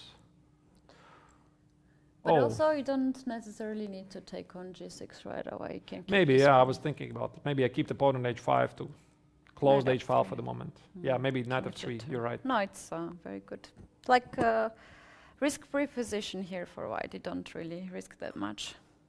But I mean, of course, maybe black manages to defend it, because if there's nothing, for example, white manages somehow put the bishop at f7, could be easier said than done, and then organize the counterplay at the queen side with a5, b4, a4, b3, etc.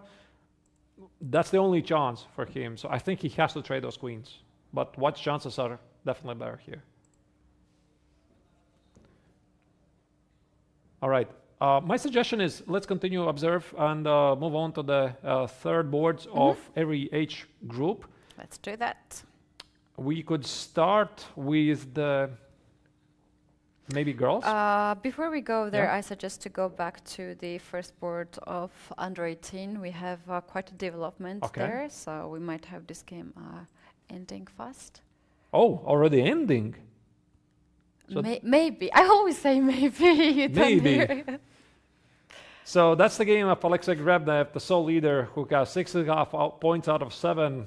I mean, he's playing very impressive. I mean, very easy, very fast chess. Look at this. I mean, he always has this slightly bored body language, very concentrated, very serious player. And he's playing fantastic. I mean, he played just one draw round, I think it was 4 with black against Ansat. He played for a draw, very solid, got it effortlessly. And ever since, he's playing some fantastic chess with white, completely unstoppable. Then with black yesterday, he played a very clean game against the Hungarian player Agoston.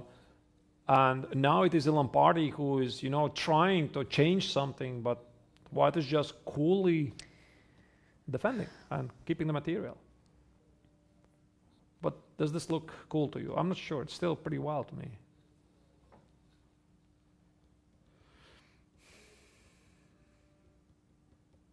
What do you do if you're Ilan Party? You try to complicate, I guess. Yeah, now the pawn on e5 is hanged, so you have to guard this pawn perhaps by pushing it forward. E4. E4 is the move. E4, which doesn't threaten anything, but yeah, we have to test it. So if I take it, again, I'm not sure if I have to take it, but we have to give it a try. Takes, and now I'm looking for some X-ray attacks on this rook. But here's the thing, white already is up an exchange and a pawn.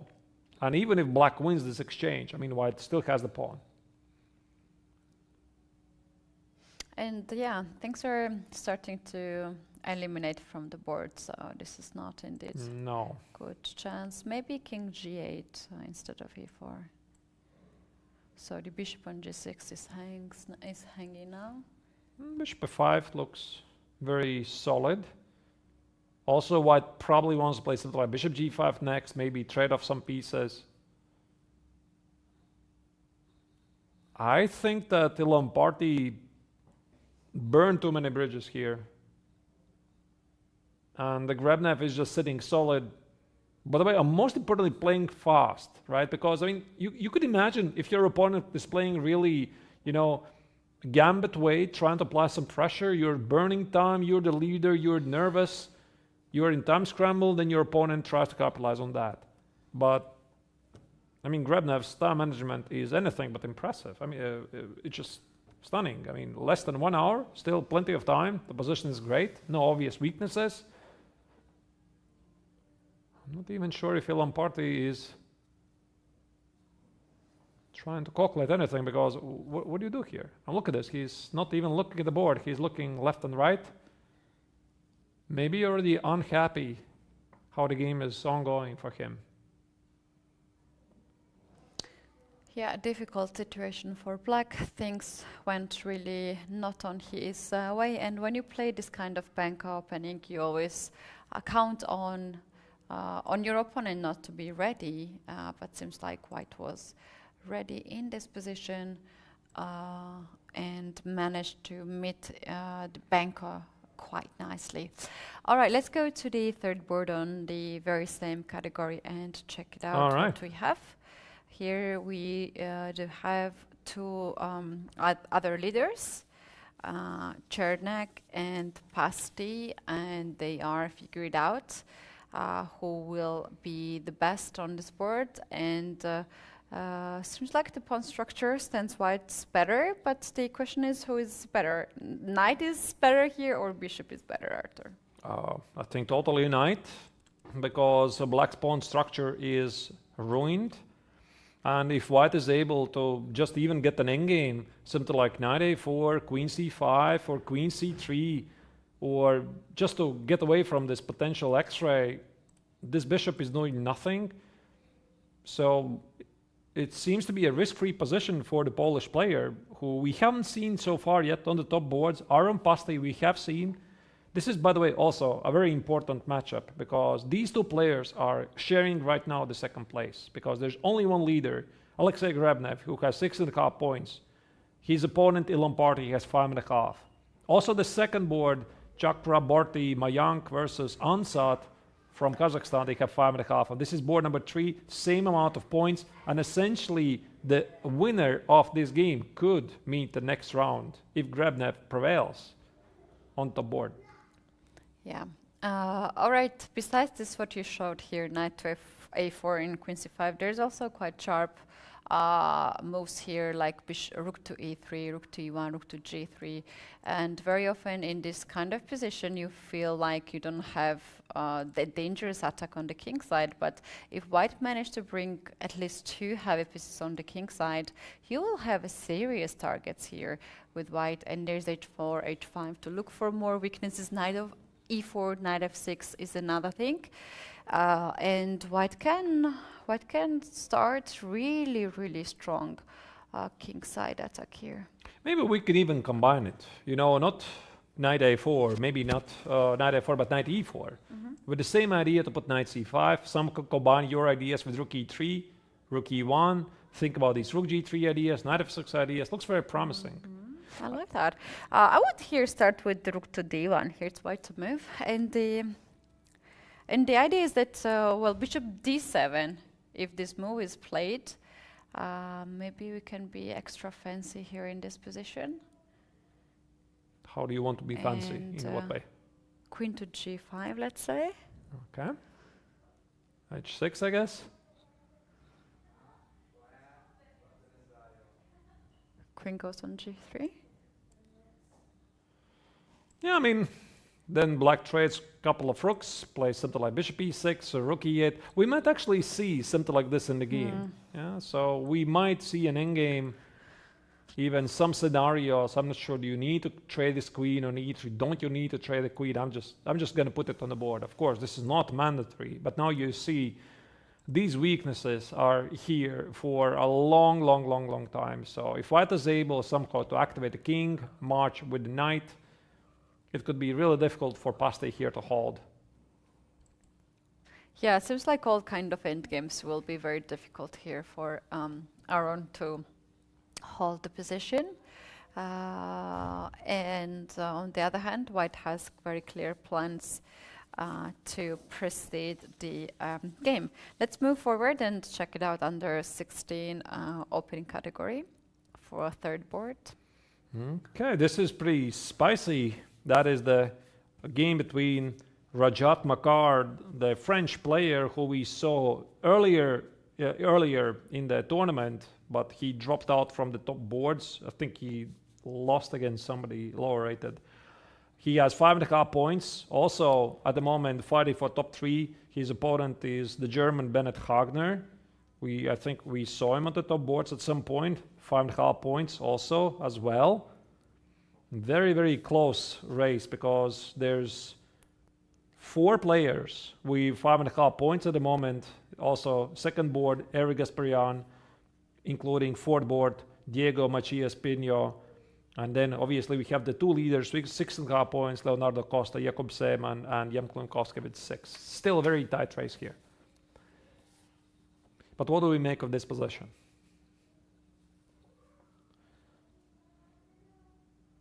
Exchange for a pawn.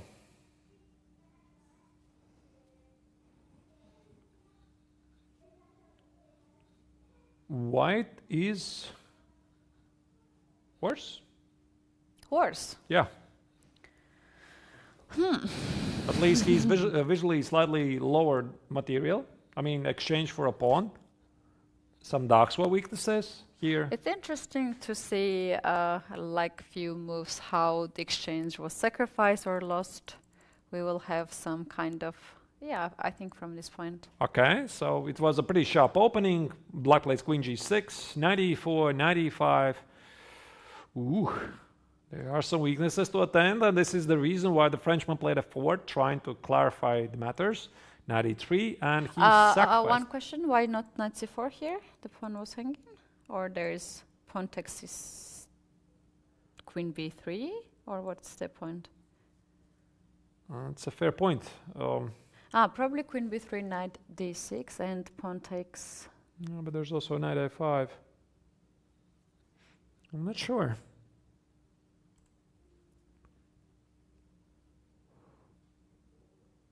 Oh, knight e4. Even as obvious move as this. Knight e4, just hit the knight.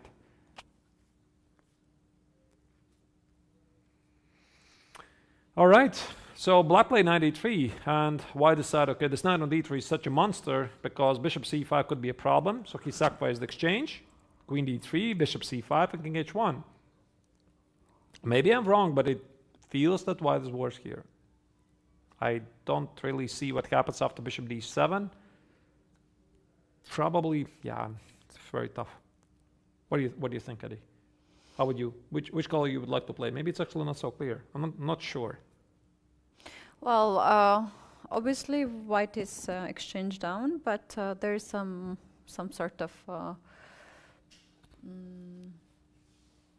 ideas here for white. I would, I don't know if I would choose here white's size, but I will not say that white is hopeless here in this position. There are some I agree. weaknesses. Yeah, white is not hopeless. Yeah, there are some weaknesses like knight f3, knight e5, one idea. All right. Yeah, I mean, I just switched on the engine. Engine says it's, yeah, I mean, black is slightly better, but it's unclear. So, yeah, I just assume that nothing yet is over in this game. So, I think this game will be decided for the fight for the central squares. What's going to happen here? Who is going to control them best? I see that white controls the e5 square. Maybe I can put the knight on e5. Knight f3, knight e5, and somehow if black plays c6 on d5, I put the other knight on d5, and then be pretty happy with the control of the center. We'll see. Let's continue, look at more third board games, and we could go now once again back to the open section under 14. We looked at this game briefly. That is the top-seeded player Sava Vetokhin playing against Andrei Lepic. So these two players represent FIDE and Serbia, respectively. They also have 5.5 points each. Yeah, that's right. Arturs, I have a question here. Is it right time to push d5 in this position, or white still has to build up some kingside attack yet? This was the position where white played the g4, yeah? Okay, very inspired game. g4, h4. And now the question, should we play g5?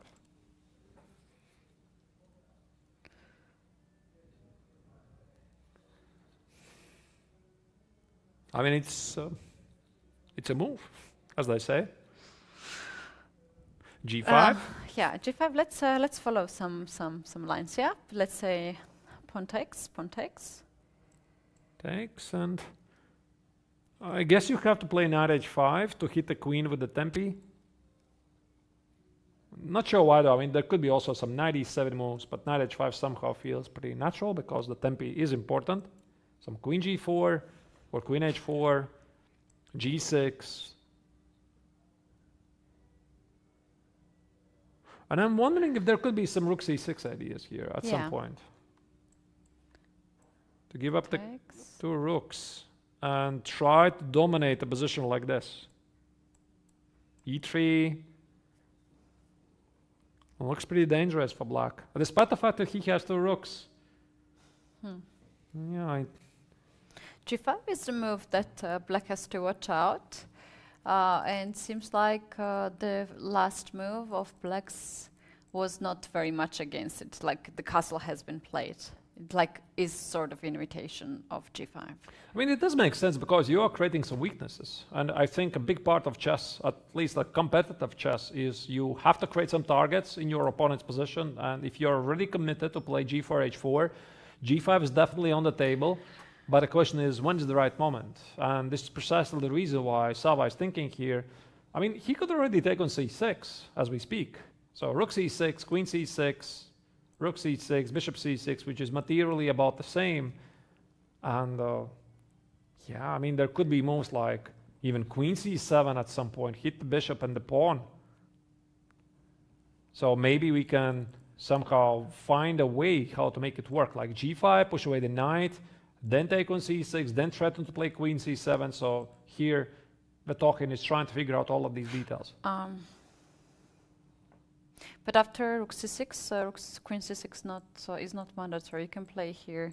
It's not mandatory. Like you should not. Take for black. Yeah. Does black have to take on c6? No, of course not. No. I want to suggest a move. Can I? Yes, sure. After rook to c6. Sorry. It's another moves that you can look. First of all, there's bishop to f3, and queen d4. So I'm taking the center, and the pawns on g5 are hanging as well. Fourth rank are hanging. So this is one thing you can consider. But after rook c6, there's also queen b3 move there you can play. Yeah, but here I think you lose a pawn. I mean, I take it, and I g4, I have e3. There are some issues. But I agree. I mean, doesn't mean that black has to take on c6. There could be options, like take on f3. Queen b3 is the move that I like very much. Which? Queen b3 here. Okay. Hit the rook on c6. Why not? The pawn on b2 as well. And there is g5. So you found a way how to make this game even more exciting than it already is. And the point is, bishop c6, you want to take on f6. Yeah.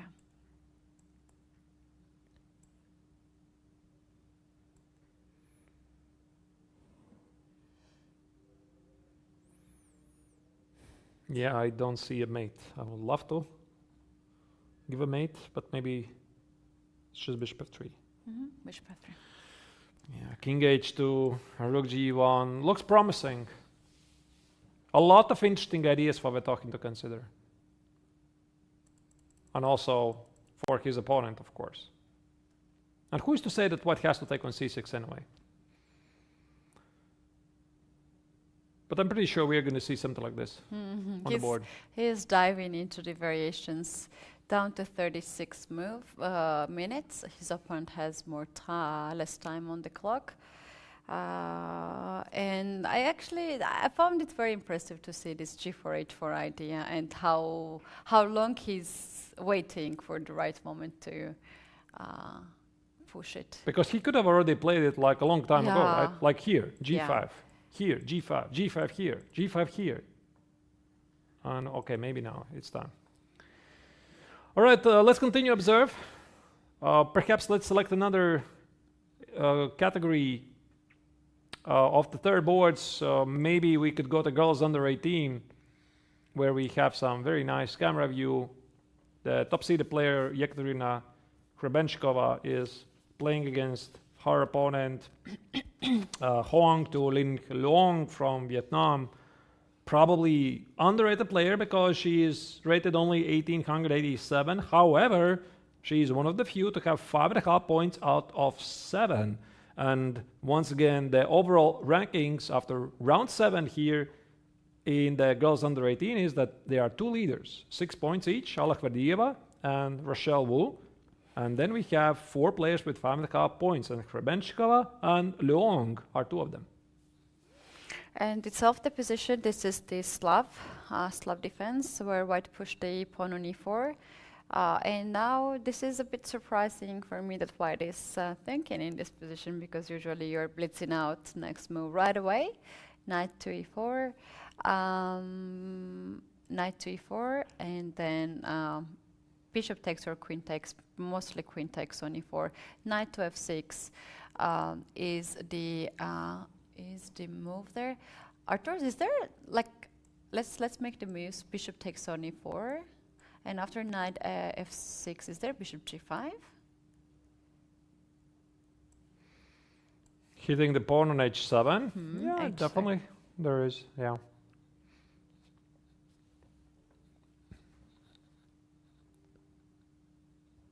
I guess you have to take now.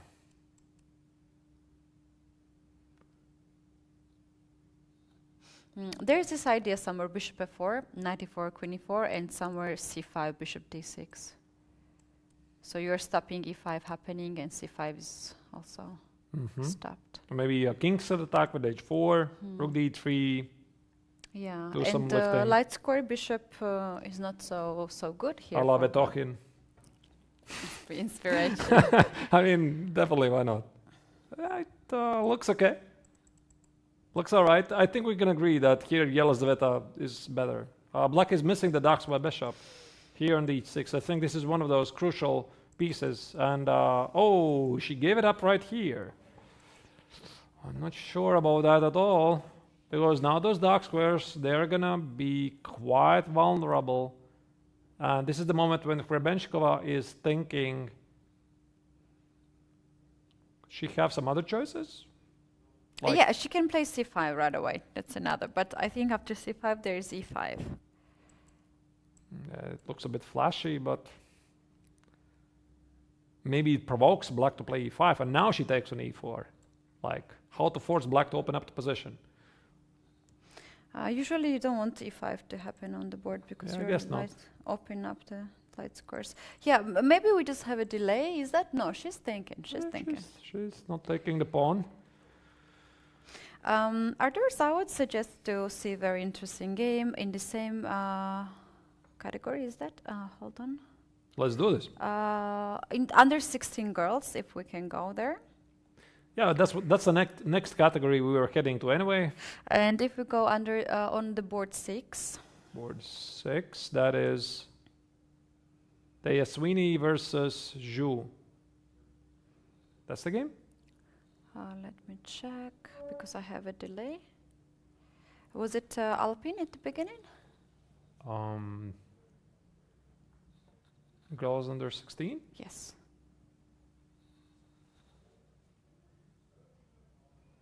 For some reason I don't have the game. It was Alpine.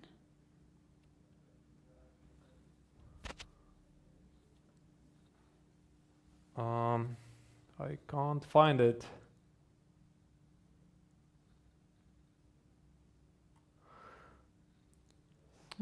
Maybe by the names. The white's player is Vesna Mihalik. Yeah, I can't find her here.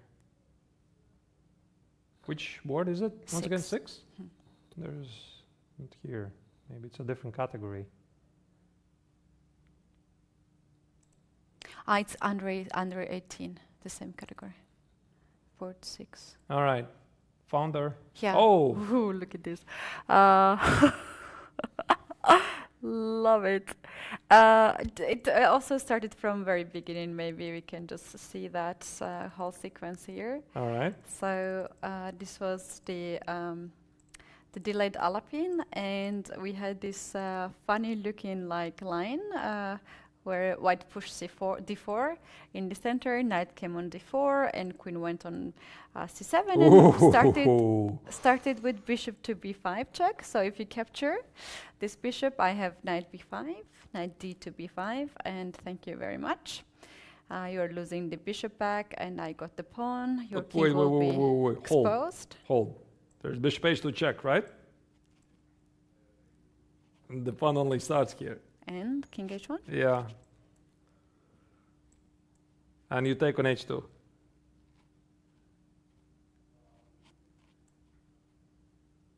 And then whatever happens. Yeah. Yeah, okay, crazy. Okay, please continue. Yeah, I just noticed there's a check on h2. That's why it's bishop b5. Bishop d7 has been played here. This move seems to be like fine move. You're holding position together, but after bishop takes on d7, now knight d6 comes on the board. Oh, this is beautiful. So once again, the bishop takes on h2 check is there on the board. Also, black has access to f takes, rook e6. Now this king's under a check. This is under a threat. So bishop e7 could be a move. And right now, the Vietnamese player here has to decide what she's going to do. She has to calculate. I mean, does she take on h2 or take on e6 and retreat with the bishop? Very sharp.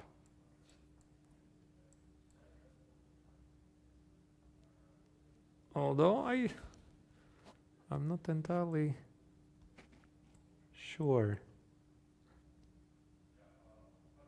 I see the attack. Maybe there's something better. Just a second. Maybe I'm rushing. So bishop h2 makes sense. Bishop h2 to me is the move to die with the full stomach. I don't like this move.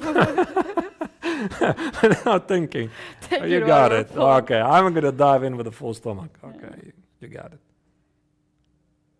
Now, somehow I don't see this big attack. I mean, it started so impressive. Yeah, it was impressive Where is it? actually. I mean, g3, it's, yeah, I mean, just take on g3 and just castle short and be fine. Somehow I do not see the follow-up.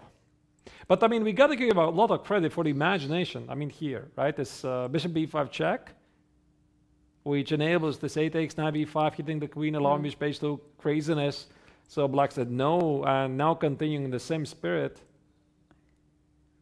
I mean, maybe she could have continued with knight e6 first. Knight e6. I still can give you an h2 check. What is this? King h1, f takes on e6, rook e6, king f7. Yeah, but I somehow... Oh wait, there could be a continuation. And I need his bishop. Yeah, to have bishop, I think, can change a lot on the light squares.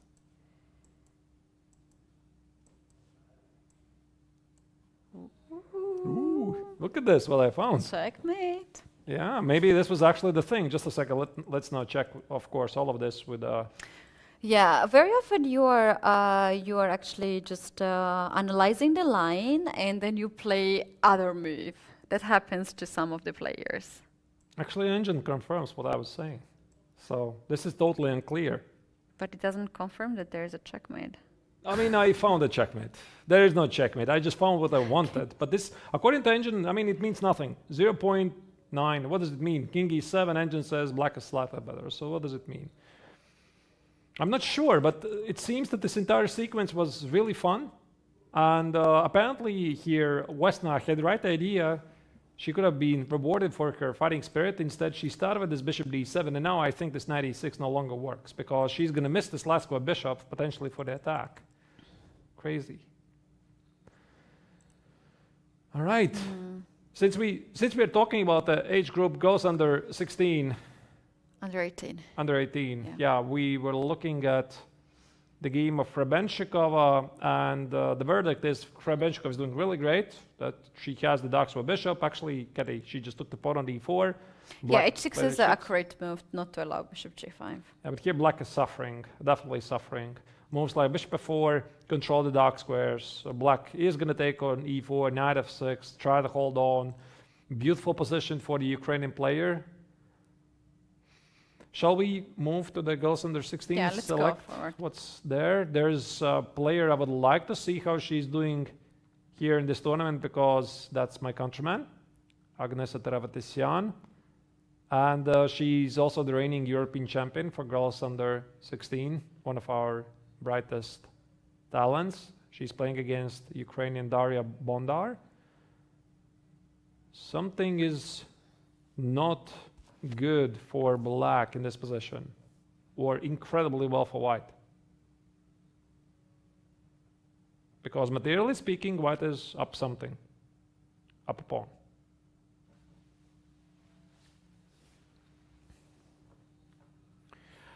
These both girls, they have, oh, not both of them actually. It is Daria, who is one of the closest followers to the leaders, because once again, the tournament situation in this age group is as follows.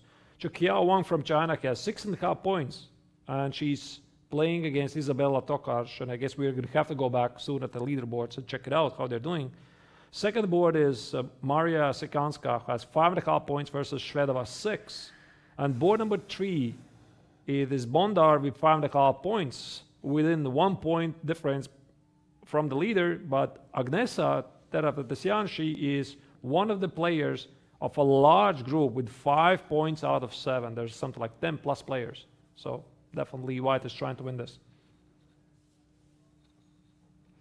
All right, let's go forwards to the next category and check it out, board 3 under 14. Here we do have Shufman Anna against Zarina Nurgalieva. And both of them are having 5.5 points, just 1 point behind Kirtadze and half point behind the other leaders. And this game looks very interesting, Artur. What all these pieces tells to you? Well, somehow the white rook made on a4. Oh, sorry? Sorry? Yeah, somehow the white rook made on a4. I'm not sure if that was out of a good life. I guess the pawn on d4 required some assistance. Yeah.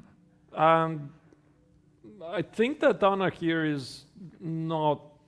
I mean, unless there's some immediate tactics like g4 something, try to exploit the spin with the bishop. I'm not sure. It doesn't look like it. But somehow I don't like her possession. But how about h4, h5? Isn't white is dropping a queen into moves? Oh. Yeah, that's why I said maybe there's some tactics. h4, h6. And okay, you could play h5, queen h7. Okay, maybe somehow the spin is, you know, giving white a better possession. But I mean, I'm immediately, when I'm looking at a position, immediately I'm seeing the drawbacks of every detail.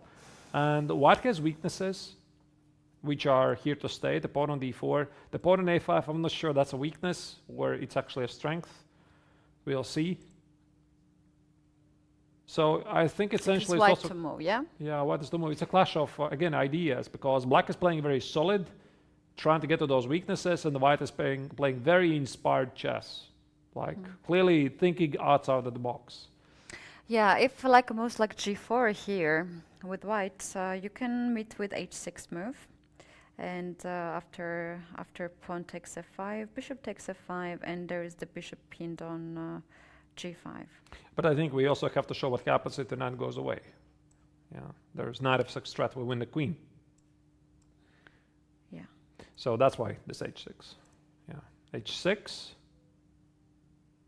Takes. Yeah, you're right. The spin looks very deadly. So we cannot really weaken that much the king side. Also, bishop on c7 is looking to that direction. How about h4? What drawbacks? Yeah, I have a feeling you're right, Keti. Yeah, h4 looks decent. So we're saying h6, yeah? h6, h5? No? You don't want to play h5? You play very fast. I'm not following up. Oh, I'm so sorry. No, I just, you know, I just love to put the queen on h7. Wait. Imprison it there. Make think. sure it stays there. Let me think.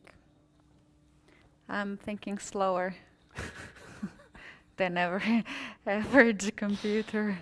Okay. Wait. Okay. Yeah, h5. Let's go. All right. h5, queen h7. I think also one of the reasons why we have to play h5, if this bishop retreats, there's knight h4. And so not only the pawn falls, but also black is threatened with a mate. So with h5, we push away the queen. The pin is still alive. There's no other move. And now we could somehow retreat with the queen. Oh, with the bishop, my apologies. Something like bishop d2 and maybe g4 now is a thing. Yeah, queen is a bit passive on h7. I can always play queen h8, of course. Yeah, and king h7, queen g8. So there's room. It's been worse. But if you play king h8, then g8 square is also open. That is a different bad square. Okay. But this one, Arturs, is not very happy position for black, yeah? I don't know. Yeah, I mean, you know, it's very interesting. You know how it works. You look at the position fresh with no backstory. You don't know what happened there. You don't know what opening it was. And you immediately form the first opinion. It's like, okay, this is probably what's happening here. And then you look in this position, looking, and you start to, you know, appreciate the other side. You know, not so simple. And yeah, and I'm not appreciating yet the black side. Yeah, I'm now appreciating white's ideas. You know. Are you? No, I'm not sure, because now I start to see these ideas. The queen on h7 is disconnected from the action. g4 actually is a major threat. By the way, you have to deal with the g4 threat. Maybe you sacrifice the piece on f5. But okay, then it starts some mind-boggling complications here. Yeah, what we can agree for sure in this game is that it's very interesting and this can escalate at any moment. Shall we take a look at the next game? This is the same category, board 4. Seems like something went off for black very fast. And at some point there was even bishop sacrifice, piece sacrifice. Yeah, let's have a look at it.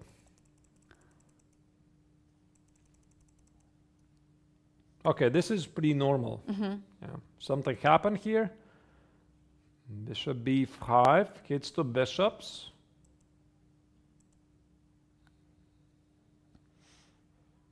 Okay, still pretty normal. Whoa, knight a2. Again, resembling the famous Fischer's bishop takes on h2. These moves are not good. I have my concerns about the well-being of this knight in the future. But there's also after king d2, bishop c4 idea there. Yeah, precisely. So, wow, that is very brave. Knight b4. So this was actually part of her plan. She did this on purpose. She took 3 pawns. 2. 1. Ah, yeah, 2 pawns for rook. Oy.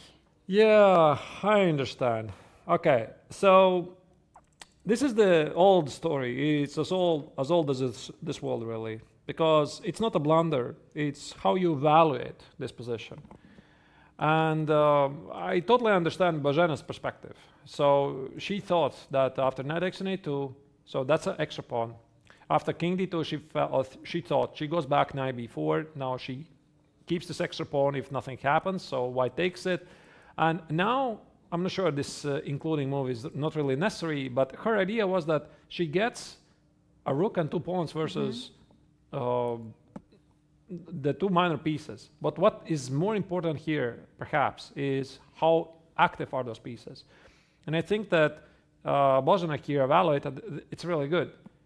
But now that you look at this position, I don't like it, because those rooks, they're not playing, those pawns, they're not moving. And look at this beautiful move here by Mgelaza, b4, fixing the pawn on c6, also stopping black from playing c5. And b5 is a major threat. b5, bishop d5, open up the position, create a pass pawn, which is backed by 2 bishops. This is very dangerous for black. Yeah, and there's only open e-file, and white can easily control this e-file not to allow rooks to get active. So in this position, if black has more open files and active rooks, black will have better chances here.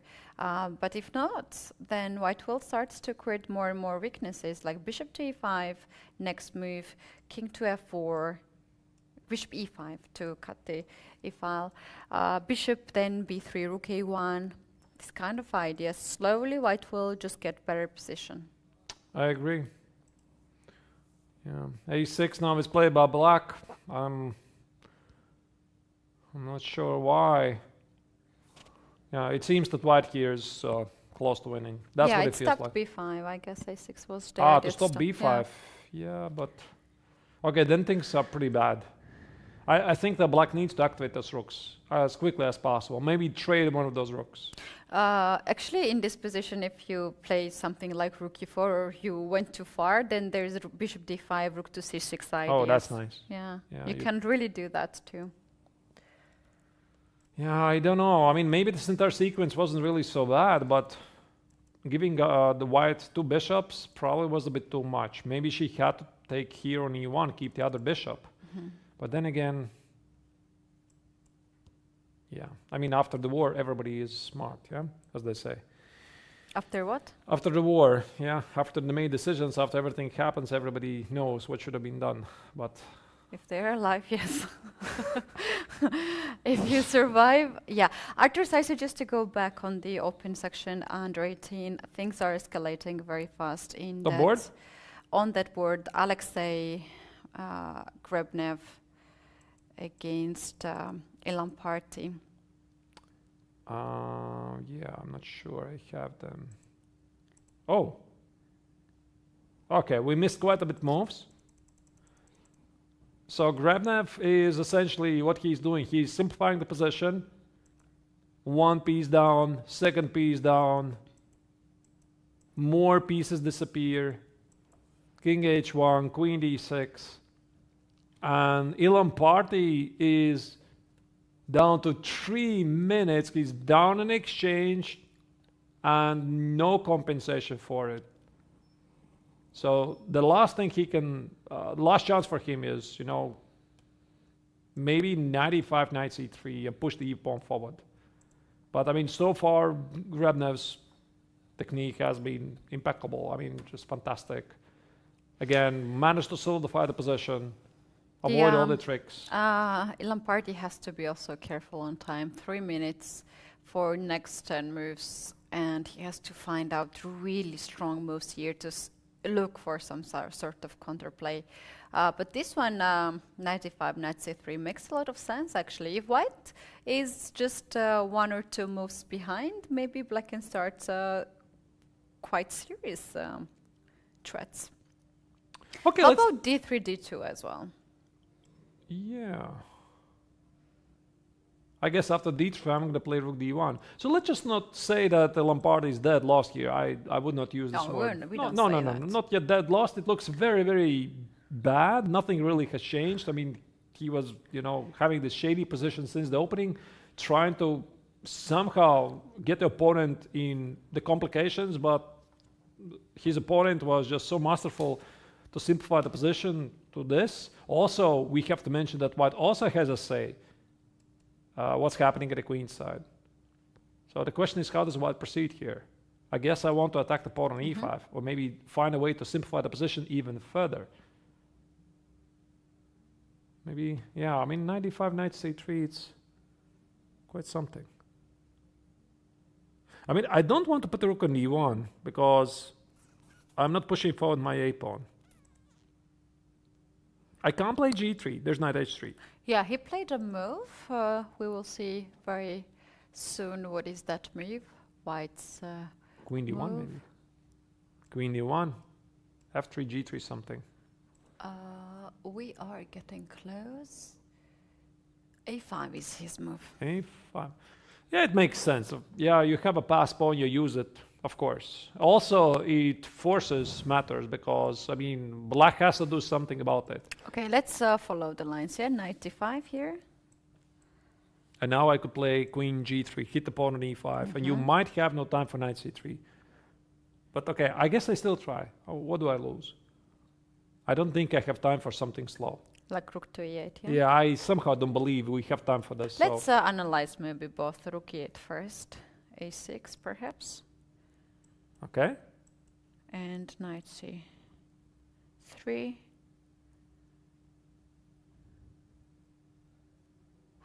I mean, rook e5 already is a technical win, I think. If you take with the rook, I play a7, it costs you everything. This pawn is unstoppable, there's no rook e8, I take the queen. Even without the queen, I just promote and it's just winning, simplifying the position. I'm sorry? Queen a6. Oh! But there's a8 queen. Oh, that's beautiful. Beautiful idea. If the king is on h7, it's... Oh. It could be different, yeah. But the king is not on h7. That's nice trick. But yeah, there's a check. There's a check. He changes everything. And then black loses with checks. Nice fine. But what about this idea of I don't defend the pawn, I try to rely on my d4 pawn? So let's say rook takes. And d3. I mean, it's not so clear. But Arturs, still this ideas of rook e8, for instance? Yeah. Precisely. That's the mood killer. Weaknesses. Yeah, there's nothing. There's nothing black can do. He is simply too slow. Simply too slow with his counterplay. It's not working. a5, brilliant move. And also Ilan Party is down on 2 minutes. We might actually see the game finish right here because I'm running out of ideas. Once again, 95 is queen g3. How do you defend? You have no time to defend the pawn here. And you can see also Grebnev is not going anywhere. He spends this time. He expects there's going to be continuation, and d3 is played by the Indian player. That's it, the final chance. But this pawn is ultimately going nowhere.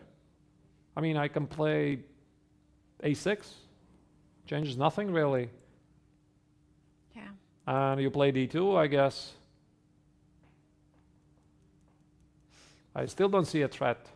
And by the way, a6 is played very quickly by Grabnev. He thinks he has figured it out. I agree.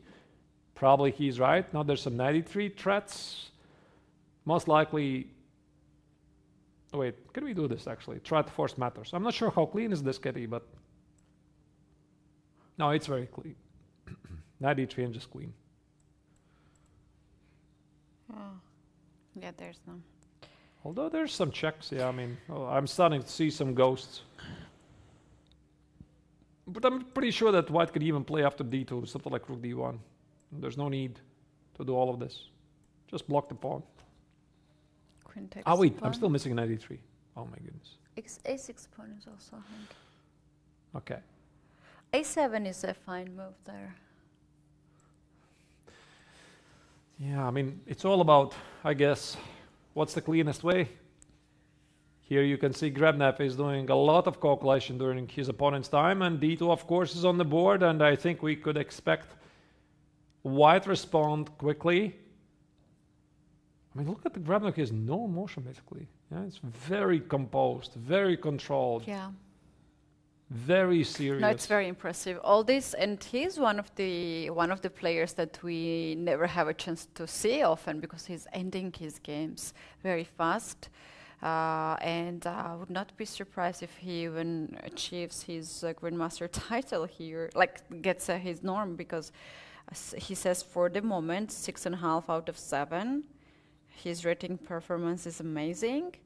And yeah, many more games to go. And is there anyone who can stop Grabnev, Alexei? At the moment, he looks unstoppable. Let me go, Artur. Let me play against him. Let me stop him. All right. All right. If it not works, then you go next. Then I'm the next one, yeah? Then No, if it's not, let's go together the last round and stop this guy. He's combine very our forces. Yeah, and the stockfish. Let's take stockfish too. Let's play hand and brain, yeah? Yeah. All right. So, Yeah, yeah, very, very impressive, very impressive. I mean, super player. impressive. There's nothing to add, and you can see that here Ilan Party is already defeated, and now the question is, what is the cleanest way here for white? Maybe rook d1 is not it, but yeah, they say 7 looks pretty good. Ah, wait. What about some knight h3 tricks? Can I do this? But I still think I still queen, yeah? Nothing really changes. I just queen. Okay. But what if, yeah, what if, or I just take the knight? Or I don't know, so many moves here. You mean here? Yeah. Ah, just take it. Yeah, it's of course winning. No? Oh, No? I missed something? Oh. What did I miss? The X? Rook f8. With the queen? Rook of 8. And the d pawn is unstoppable. Oh my goodness, I even managed to misplay this. And this d pawn is unstoppable. Yeah, it's still, you have to convert this position. It's not so.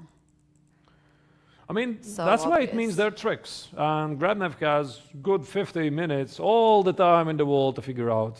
Yeah, and after d2. Yeah, a7 is indeed the first candidate move here. If you want to look something else, maybe he will include something like h3 or some sort of move, so you will not have a checkmate on the back rank.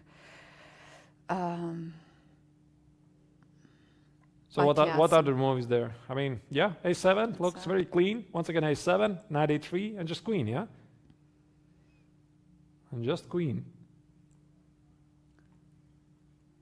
I put the queen. You can't take my queen on f3. That's a pin your king on h8. Of course, it looks scary with this pawn on d2. d1. I agree, yeah. d1, queen, okay. Probably take with the rook. You are going to give me a check on f2. But, I mean, white already has like an extra queen here. Extra queen and extra rook, so I could even afford to give up something back. Even king g1 or something, even queen f2. Queen f2, queen Oh, g1. wait, let me show you another. It doesn't even work. I thought I can play rook f1. Oh, wait, I'm missing a queen trade and rook a8. So there are possibilities to miss. It's funny ideas. Yes, so rich position. Rook e8 is in the end. It's just out of 4 possibilities, there's maybe 1 bad possibility for white. But this is precisely what you have to do. I mean, Yeah. I think that Ilan Party knows that there's obviously no chance, but you try to find those resources. And he goes king h7 actually. King h7, and aha, now you can't put the queen because there's d1. I mean, let me put it on the board. You can't promote this guy here. I'm gonna take it. And you can't take on a8 because black promotes his own pawn. So king h7 actually makes perfect sense.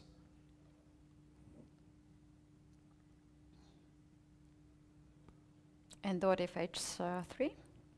What? Just H3. h3. As once a very wise man once said, if you can touch the h-pawn, push it for 2 squares forward.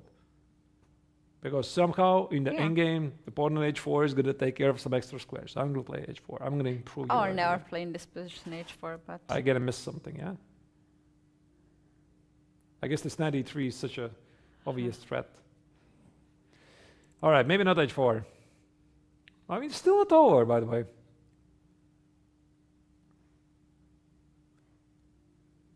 Yeah, but now the king on h7 is available for some checks. Could be some rook a4, queen e4, f3, rook d1. We might still see this game for a while.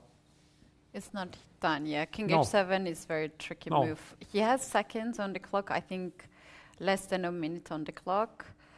If this is a blitz game, still game is on. But the problem is that black has here less than a minute and white has a lot of time. He can use this time. I'm sure he already sees the winning line. He wants to make it very clean. That's right. Another board, the same category, is also a very interesting board too. We might also have a decisive result. We remember this rook before earlier, and knight to e4. If we can just take a look, it was just 4 moves ago. What happened, how black continued. So we left it here. Yes.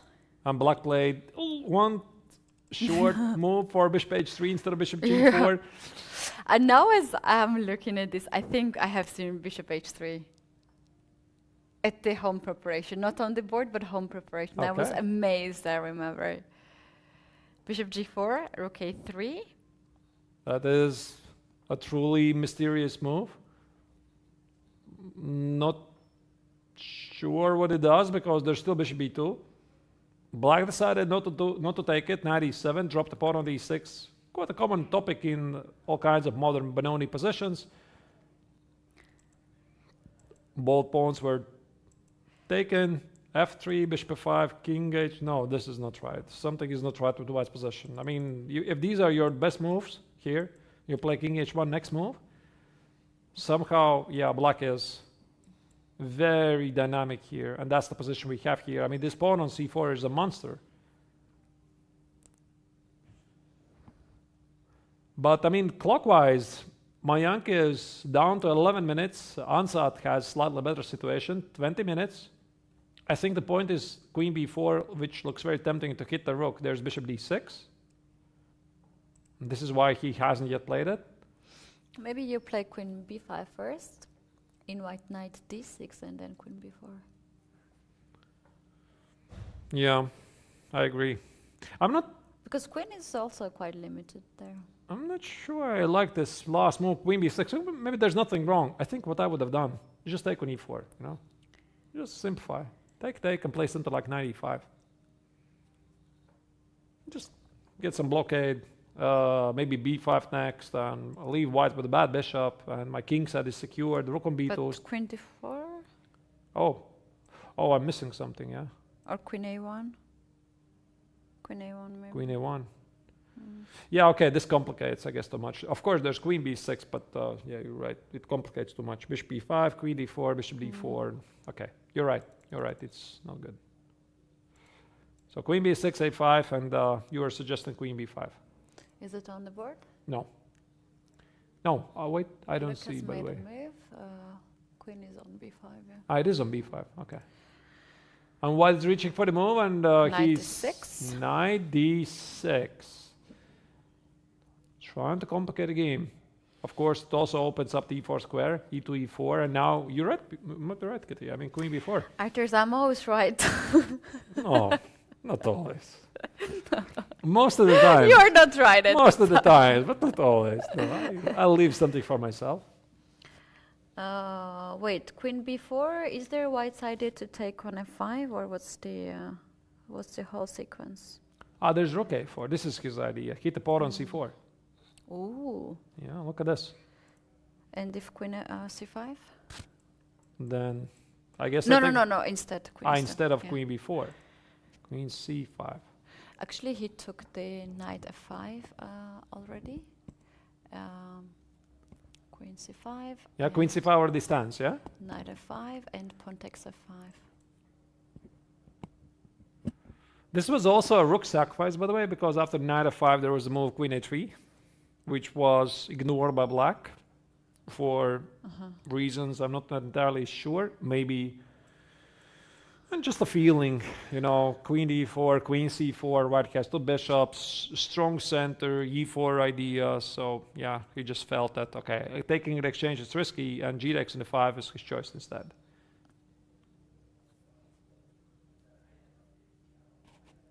And now where the rook goes. Rook is hanging on a3. And also the black c-pawn is rolling forward. Still not clear. You know, I think that here black has the better chances, but the game is still wild. Everything can change in time scramble. And dear viewers, we already have seen it many times before. I mean, you enter the time scramble with a great position, and then very often the game changes, and the one who navigates the complexities in the time scramble usually prevails. So let's select another age group. Yeah, maybe one of the first board. Maybe we want to go girls under 14. We haven't checked that position. Right. Kita's game. Yeah, let me find it. This was the game where Kitaza, I think so at least, she got tricked in the opening, and we left it some time ago here after knight c2, and there was this critical moment. I mean, I quickly had a glimpse in the break how this game is proceeding, and here the young American made a mistake. After f5, she had to settle for e-dex in f5, which makes sense. She opens the bishop on g2. And now the point is that after bishop takes to f5, white has beautiful pieces here, great coordination. So I'm talking about f4, knight e3, and I think it does make sense because you try to open up the position when your opponent is having perhaps not the best piece coordination. However, Irish here plays something else. She played bishop e3, which is a bit passive. And now after knight f6, now it was the young Georgiev who was back in the game with this move. And now it was no longer so clear. Rook d1, rook e8, a3, knight g4, bishop c1, bishop d8. And now this is a 3-result game. White still keeps the knight on d5, but black is pretty active at the king side. And ever since, we have seen a lot of more moves. Knight e7, rook e7. Now she took it f5. Maybe the timing is not the best. Bishop g5, bishop c6, trying to hit the queen. Very unbalanced game. So what do we have clockwise? The clockwise we do have more or less like similar situation, 17 minutes and 15 minutes, and still 14 more moves. And what we have seen so far, they're both playing this one for win. None of them wants to repeat the position. They are trying to open up a little bit the center as well. So we might have here quite decisive variations, which probably will not end peacefully. Now black just took the pawn on d4, open up d file. White will respond back to take on d4, and white will try to create the background pawn. on d6, and it is still game on. Anything can happen here, especially when the time goes down on the seconds. The players might just change the position. For now, it looks very stable for both sides. I agree. Yeah, it's totally a 3-result game.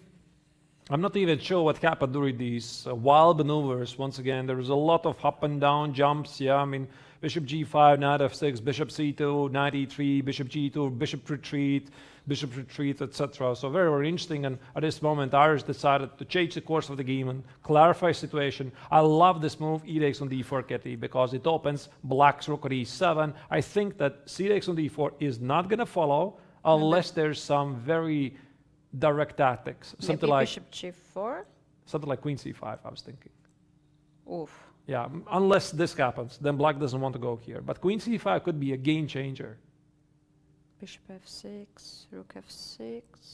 Yeah, and then whatever happens here. Who knows, yeah? It's pretty sharp. I mean, there's queen a3. Yeah, can we also check this line of bishop g4? That's a different idea. Yeah. Okay, hit the queen. Makes perfect sense. I don't want to play f3, looks ugly. But what do? I can't take on g4 with the knight, the queen is pinned. Maybe bishop f3? Wow, that looks scary, doesn't it? Yeah, it looks scary. Takes, knight e4, hitting the queen. Oh my god. I mean, sometimes this happens, yeah? You think that your rook in the last rank is defended? No. No, yeah. There's a bishop. It's not a queen. Okay, I can't play that was a funny looking move. Yeah, probably this is a fine position for black. Like you don't necessarily need to blunder here. I think it's completely fine. Even rook f7, black is totally fine here. I just have a hard time to give a proper assessment. I don't know. Very interesting, very interesting. We could not expect anything less than this at the 8th round of FIDE World Youth Chess Championship. The games are heating up soon. We're gonna reach the time scramble in all the games. So let's take our second break today, and by the time we're back, we will take a look once again at the top boards, and we will figure it out who will be leading after round 8. See you soon.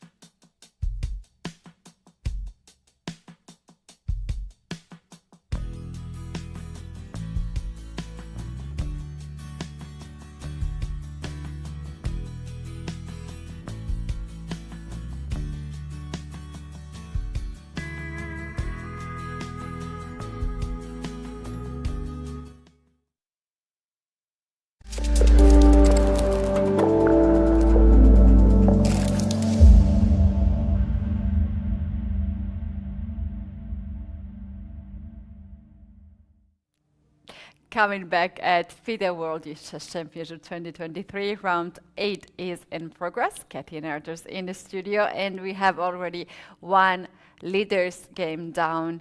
Alexei Grubnev converted his game on the first board against Ilan Party. Let's take a look at the final part, how White converted. Yeah, we left it, I think, after race 7 when things were still not totally clear, because despite the fact that Black was in time scramble, the D pawn was rolling forward, knight e3 threats were there. Here, this is the moment where the FIDE representative remained cool. He spent some time, something like 20 minutes actually. So he played after king h7, queen d1, blocking this pawn, going away from the knight e3 threat, because after knight e3 now, I guess you can play queen d2, knight f2, queen takes on f2, and you put another queen on the board with a7, a8. This is where Black tried to change course with queen d5, f3, protected the rook on e4, rook a8, rook a2, and now you see Black's initiative is coming at an end, because knight e3, final trick, threatening with knight f2. Here, White simply collected the pawn, queen b3, and after h3 it already was pretty obvious that White is going to win this, because Black's initiative was ended, and after c4, king h2, knight b4, Black resigned due to rook b2. Yeah, nicely done here by Alexei Grubnev. He is keeping his leader's position. He was a point ahead to his opponents today, and also the second board. We have to check out what is happening there. This board is also quite decisive. The pawn reached already on c2 square. That's right. And what's materially wise the situation? Maybe it's not really that important, but it's an extra pawn for Black. So Black collected this pawn on a5 a couple of moves ago. White also has a fard, wants the pawn on d6, but somehow I think that if somebody can make a progress here, it's only Black. I don't see White kicking away this knight from d7. He would love to do that. Maybe bishop h3 ideas. But this pawn on c2, Keti, it just feels too good. It's a bit like queen b3 even. What do you think? I think it's a very nice position for Black. Queen retreated back on e6 to control the e file. Now, if White takes the pawn on f5, there will be more and more threats on the board. Perhaps queen e2, or maybe even some kind of moves like, I don't know, queen to f6 possibility here. Very difficult position for White to hold on. I think he's just lost. And Mayank is also down on 2 minutes. So queen a6 is a bit strange. I would have thought queen b3. Okay, fine, probably nothing is wrong with this. So maybe White is thinking e takes f6, bishop h3, try to activate the pieces. Maybe bishop h3 actually is the only chance here. Try to pin the queen and ask Black at least some questions. So bishop h3 was played here by the Indian player. Knight c5 responded by Ansat, hitting the queen instead. The game is wild, but I think that somehow Black is probably winning this. That's how it feels like. I mean, this pawn is going nowhere. The pawn is very strong. Knight b3 incoming, hitting the rook, also promoting the c pawn. White's only chance is tied with the pawn on d6. Well, that's the situation indeed, and I think it's now time to take a very brief glance to all the top 2 boards in all the sections to know what are the updates. Let's start with under 16. The top board, open section under 16, Jakob Seaman from Poland is facing the young German Leonardo Costa. Both players are having 60 points out of 7, and here I think Costa is trying to hold on. He has been under pressure since early the game. I don't know, maybe difficult to say, maybe he misplayed things, but now he's a bit passive. Rook b8, I guess threatening to take on c5. The question is White's advantage enough? By the way, I see the pawn on c6 is under attack, so it's already the first reference point for us, so we could definitely have a look at it. Is this a move? Bishop takes on c6. Clearly, black wants to play b takes on c5. Now the point is the rook on b3 is under attack. Now let's assume if we take on b8, now b8, the bishop c6 is under attack. So is the pawn on d4. Arturs, can we do okay, no, nothing. I'm not entirely sure, but I can just take on b6, right? First, yeah. C takes on b6, which looks a bit more controlled fashion. White is up a pawn for the moment. I guess rook b6. Not sure. Okay, let's try this. Rook b6, knight b6, bishop c6.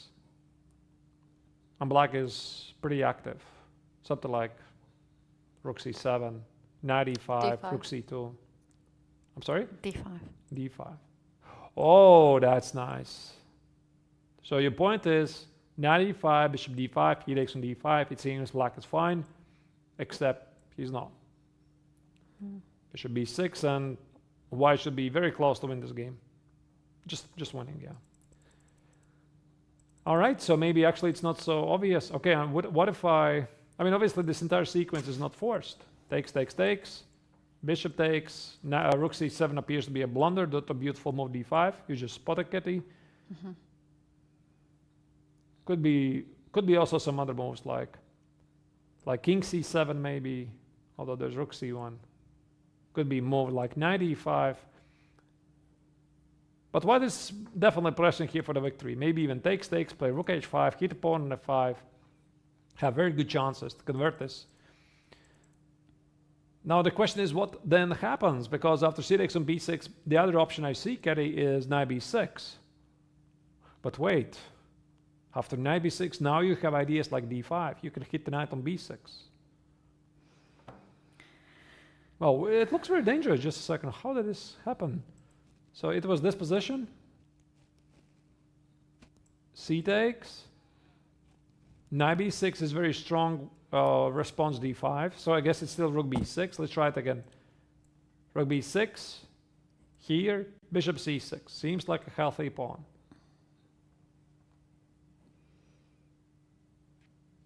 So what is... Yeah, rook c7 is d5.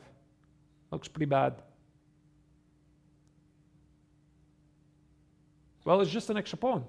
I think that we are seeing here quite a turn of events that Jakub Semer has managed to trick his opponent. He's winning the pawn, and the only question is if the young German can hold on. Speaking about the time control, this is the current situation after rook b8. The black is down on 9 minutes. Semer has slightly more. Move number 39, and we can safely assume they're going to make the second time control. Yeah. Seems like safe in sense of the time. We can see the second game, the same category, Klimkowski against Kasparian, what we have here. Seems like black actually somehow castled on the king side, but there was a rook on g8. I wouldn't call it a castle, because I saw how did they get there with the king. Remember this position where Klimkowski didn't double black's pawns, and he was hoping for this kingside attack. Seemingly also Gasparian thought it could be dangerous, and he played, look at this, king f8, g5, and king g7. Nice. And now white's advantage is not so obvious. No, I think Klimkowski should have went for that endgame, doubling black's pawns. This was the game, we didn't see it, now there you go. White did double black's pawns, but black is pretty active, and I think it's going to be quite difficult for the Polish player here to try to do anything. Black is pretty active. The pawn on e4 is weak, but to be honest, I don't see any real chances to win this. Clockwise, they are move 33, and if something can change, it could be the time scramble. Well, black even should be worse, because the pawn on f4 is well protected. I don't see any reason to be unhappy. F3? Queen d3, f3. Oh, force some trades. Queen f3, by the way, is played by the Polish player. Maybe g4 is the idea. You can't take it, and then the pawn on f4 becomes a bit difficult to defend in some lines. black can still play something like d5 here. Ah, wait, queen g4. Maybe this is the idea at some point. But I would still play d5, I think. Black is in complete control. So I would estimate the position here is about level. Don't see any real chances for either of the players to try to be victorious. Things could change, of course, in the time scramble. Let's move forward to the next category. This is board 14, first board. And oh, wow, this is something. Look at the clock, Keti. I mean, move 26, and the Vietnamese player and the leader of the tournament is down on 33 seconds versus Pavel Sawinski. This is essentially the fight for the leadership in the open section under 14. Wow, this is going to be very tense. Black is fine, but a clock situation, Keti. Very tense, 25 seconds.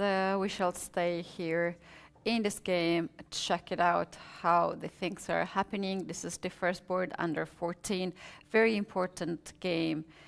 We do have here the sole leader, but nothing is yet decided. Bishop c5 has been played, the latest move.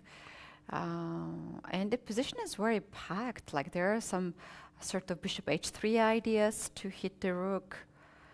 Maybe a5 ideas to get more space advantage, but nothing clear for none of the side. Yeah, but I'm also seeing some changes in the position, Keti, because remember this was the opening where Sawinski had his beautiful outpost on d5. I mean, if we go moves like couple of, just show you what was happening there. It was something like, something about here, right here. It felt like this is a major advantage to white. Beautiful knight on d5. Black is passive. The bishop on f8 is doing nothing. The knight on c6 doing nothing. White very nicely controls the central squares. And something happened. And now we have this position. This is the actual position where I feel that black is totally not worse. Because if he is able to play moves like g6, bishop g7, maybe play f5, e4, activate the dark swap bishop, hit the pawn on c3, this could easily be still a 3-result game.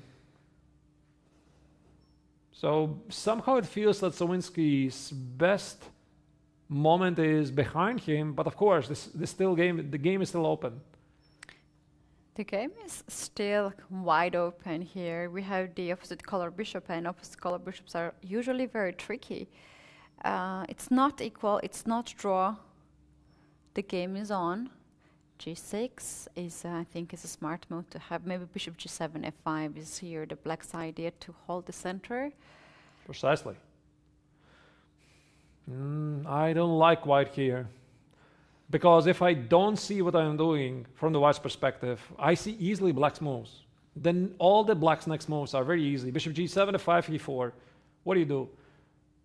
Yeah, you could see that Pavel's attention was taken to the next board where we saw one of the games just finish. It could be the second board between, if we may jump there, Bon with white versus Magnus Ermich. And it's probably draw agreed because Ermich managed to save this very unpleasant endgame. His bishop probably deserves a special award, being the worst bishop there is. But all that matters is that white can't make any progress.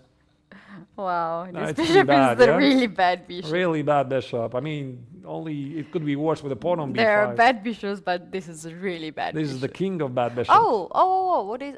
this is the same game, yeah? Same players. Yeah, there's no way to make a progress. So they just Yeah. finished. I think it's a miss for the Vietnamese player because he had this beautiful position where he was trying to press at the king side and Ermich just sit tight, passively, trying to hold on, and he succeeded. So well played. This game is drawn, but let's go back perhaps to the top board of the same category, Pavel Sawinski versus Tran Jiepukam, where it is Sawinski who has to figure out what to do.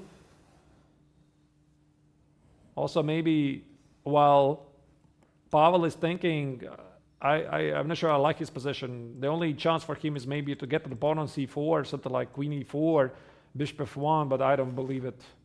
Because black is going to blitz it out, bishop g7, f5, e4. I already like black here more. But why not queen e4 here? What's wrong with that? Queen e4. I play bishop g7. Bishop f1. Yeah, maybe we show it. Yeah, bishop f1. Yeah, I guess I still could. I can play rook c8 to protect the pawn, but maybe I can even. Oh, let me just play rook c8. Yeah, and then play f5. But it is. Wait, hold on. g4. Yeah, now you Time weaken a move. lot of dark squares. That's what I'm afraid of. Okay, maybe it cost the pawn on a5, so the game is still very concrete. Like maybe queen e7, queen g5, queen h4, bishop h6, bishop f4. Yeah, but white also plays. Yeah, I mean, I'm not arguing. Yeah, it could be still level. Let's see what he played. He played a5. He's looking some counterplay on the queen side.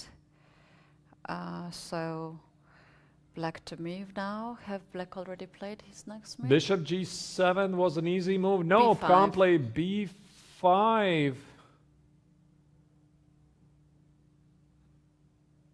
Queen c5, is this a move? Maybe, but black can respond with queen b8. No, Keti, I think that here Savinsky is losing the control of the game here. That's what it feels like. Because he had this beautiful position with more time on the clock, and this is sometimes a big problem. When you have a great position, your opponent gets in time scramble, you want to press on the clock. And I think he misplayed it and continued to press it, and his position just... Maybe it's nothing. I don't think it's No? that You bad. don't think it's bad? Like, it's not that bad, actually. No, I mean, not bad, but what I'm saying is that black's moves are very easy to make. Yeah, but then... And then I take the pawn on d5. Yeah, Pawn on obviously c3 I is weak. will guard this pawn. And Rook if you A2, play rook D2. g4, that's a move you No, can no, never no, take rook back. A2, rook D2. Here? Yeah. I go here. Rook d2. D2. f5. What do you do? Let me think. G4 perhaps now? Now g4. Okay. e4. G takes. G takes.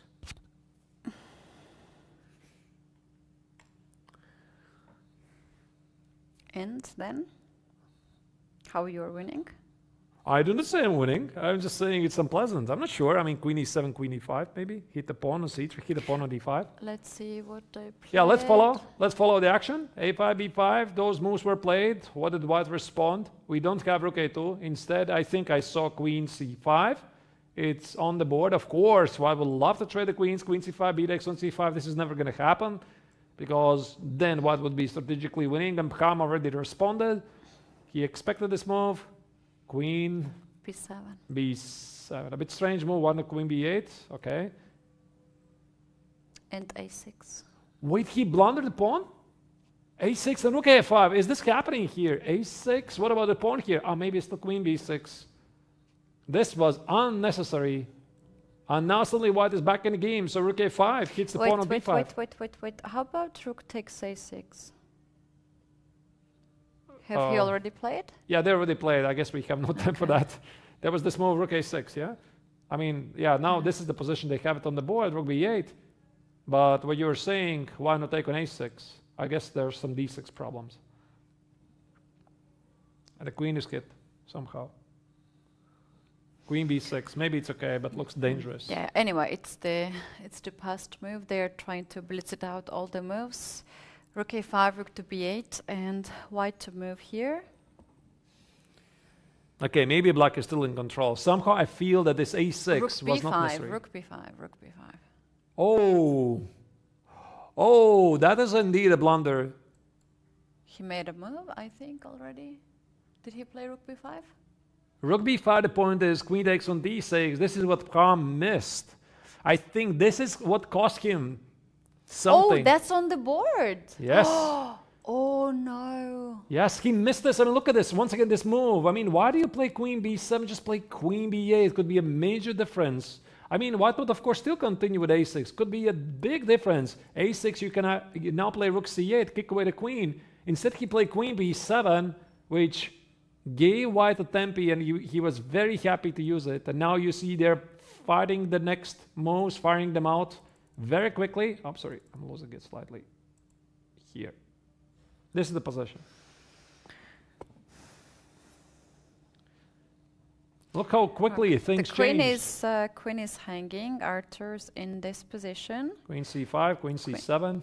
Those two moves are very strong looking moves. Both Now of them looking really good. White has very good chances to win this. Just like that. So just as when it seemed that Khan is taking over the game, he was inaccurate, missed one move. Now d6, bishop d5 looks like a major idea here for Slawinski. Queen on c7 already, and they have to make 10 more moves. This can be actually already decided before the time increment on the clock. It 10 could more be, moves. yeah. d6, d7, major threat, bishop d5, major threat. I think that I'm not even looking at the pawn in a6. I'm more concerned about the rolling forward of the d-pawn. And here Pram is thinking, I mean, he still needs to recover from the shock from missing this. Rook takes on b5. Once again, dear viewers, if you missed this was the moment here. It felt that black is in complete control. All he needed is just a couple of moves, and no, he missed rook takes on b5. Beautiful shot. The point is now the queen on d6. Black's position, black's fortress is falling apart. Black is burning some time now. Could be a very costly mistake. Cannot really guard the pawn on a7, and most important, you can stop d67, d8 happening. You just cannot stop this move. If you play rook to rook b8, this kind of passive move, then I would think just to go d6, as a6 pawn is just untouchable. Bishop c6, d7. Rook a6 has been played, and we should expect here d6. d6 is an automatic move here. There's yes. queen c8 move as well. That can also include that if you want. Yeah, I'm not sure. I want to promote the pawn with a check, I guess. Queen c8, bishop f1 is the Oh, another. take the pawn here. No, d6 is played. Looks very straightforward to me. Bishop d5 is incoming. I think that here Pram is going down. This mistake is going to cost him very dearly because look at this, how quickly it was. In time span of minutes, he could have got a very nice position with chances to overtake the game. Now instead, he might actually lose and allow Slawinski to take the lead in the tournament. The cost of the mistake in time scrambles. Look at him incredible. Actually. He knows he's very good. He knows the bad position is actually he never had maybe that bad position is past, and now he's just better winning. Even. I think he's winning. Even though this is obstacle bishop, such a monster pawn on d6 with bishop d5. Also, the opponent has to make the move in seconds. We can see he's trying to remain composed. I think he's feeling elated right now. Sudden opportunity to become the leader of the tournament. This definitely means something. I mean, he is not the high-seeded player in this tournament. Seeded only number 9, FIDE master from Poland, having a fantastic run here. And what was the move that Pram played? Queen is... I don't see the move. Yeah, maybe we can zoom in closer. Queen a4. Queen what? Queen a4. Queen a4, hitting the rook in e1. Still some tricks. This stops bishop d5. Maybe not yet that clear. But it drops also the pawn on c4 in some lines. And if white gets that pawn and rolls forward these pawns, this is the idea, Keti, that you wanted, then white is... It's only a matter of time before white is winning. But first, the big question, how to deal with this rook on d1.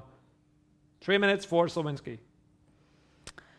Yep, so rook can be guarded by the bishop, or just you can move this rook away. Perhaps rook to e1 makes a lot of sense in this position.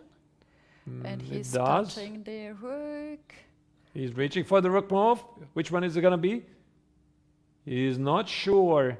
I mean, he doesn't want to remove the rook from the d file because it's allowed him to push it forward. Rook f1, very safe move. Closer to the king. This is quite safe. So he relies on bishop d5 heavily.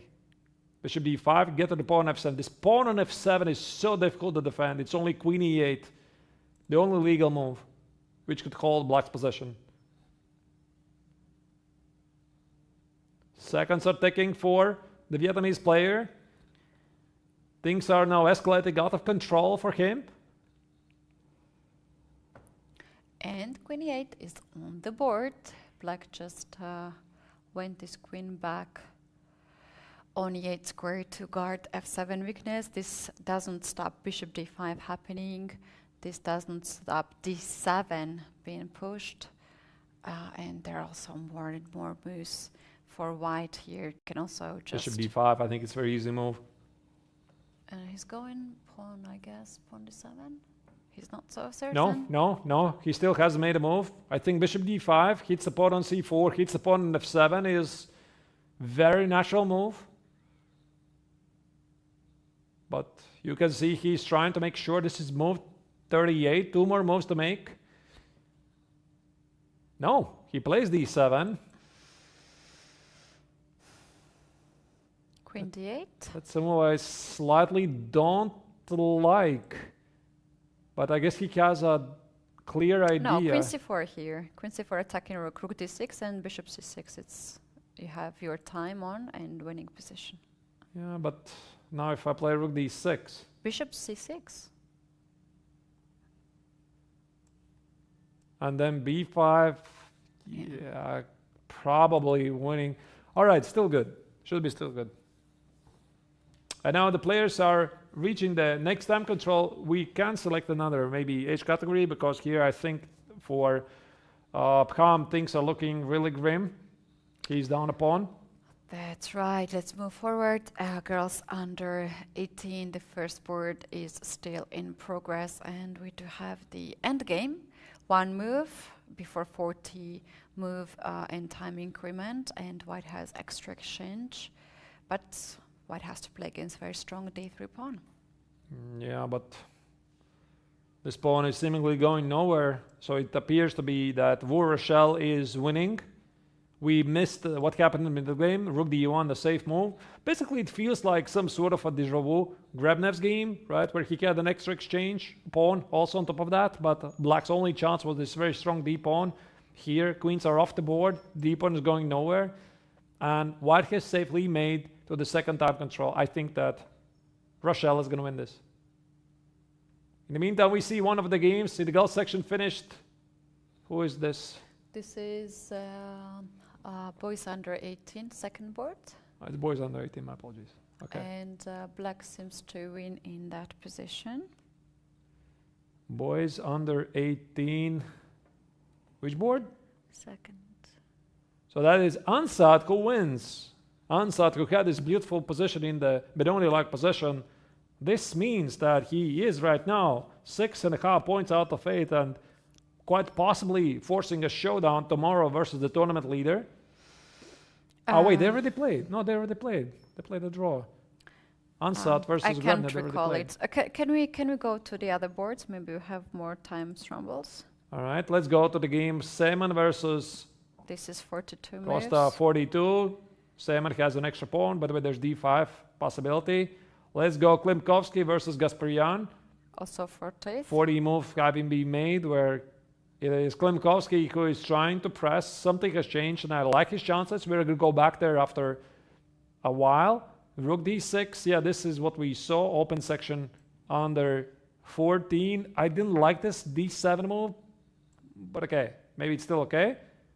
Then we have the top board girls under 16. Chikiao Wang, the sole leader playing against Isabella Tokarz. This is the game we didn't see, but the players also have reached the second time control. And then there's the game of Iris Mu versus Anastasia Kertaze. Oof.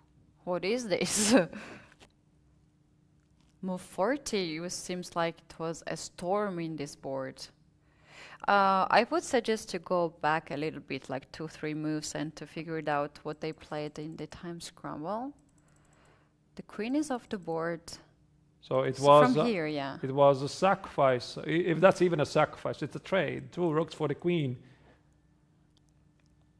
And knights 95. Oh, we missed this. This was such a major time scramble. Look at this. Black had 2 rooks. I think she had better chances.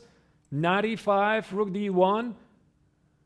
And she missed this knight takes on h6 in the time scramble. G takes on h6, queen g6. This was missed by the Georgian player. Very unfortunate. And now she reaches the second time control, and I think that white is pushing here because queen g6 looks very good.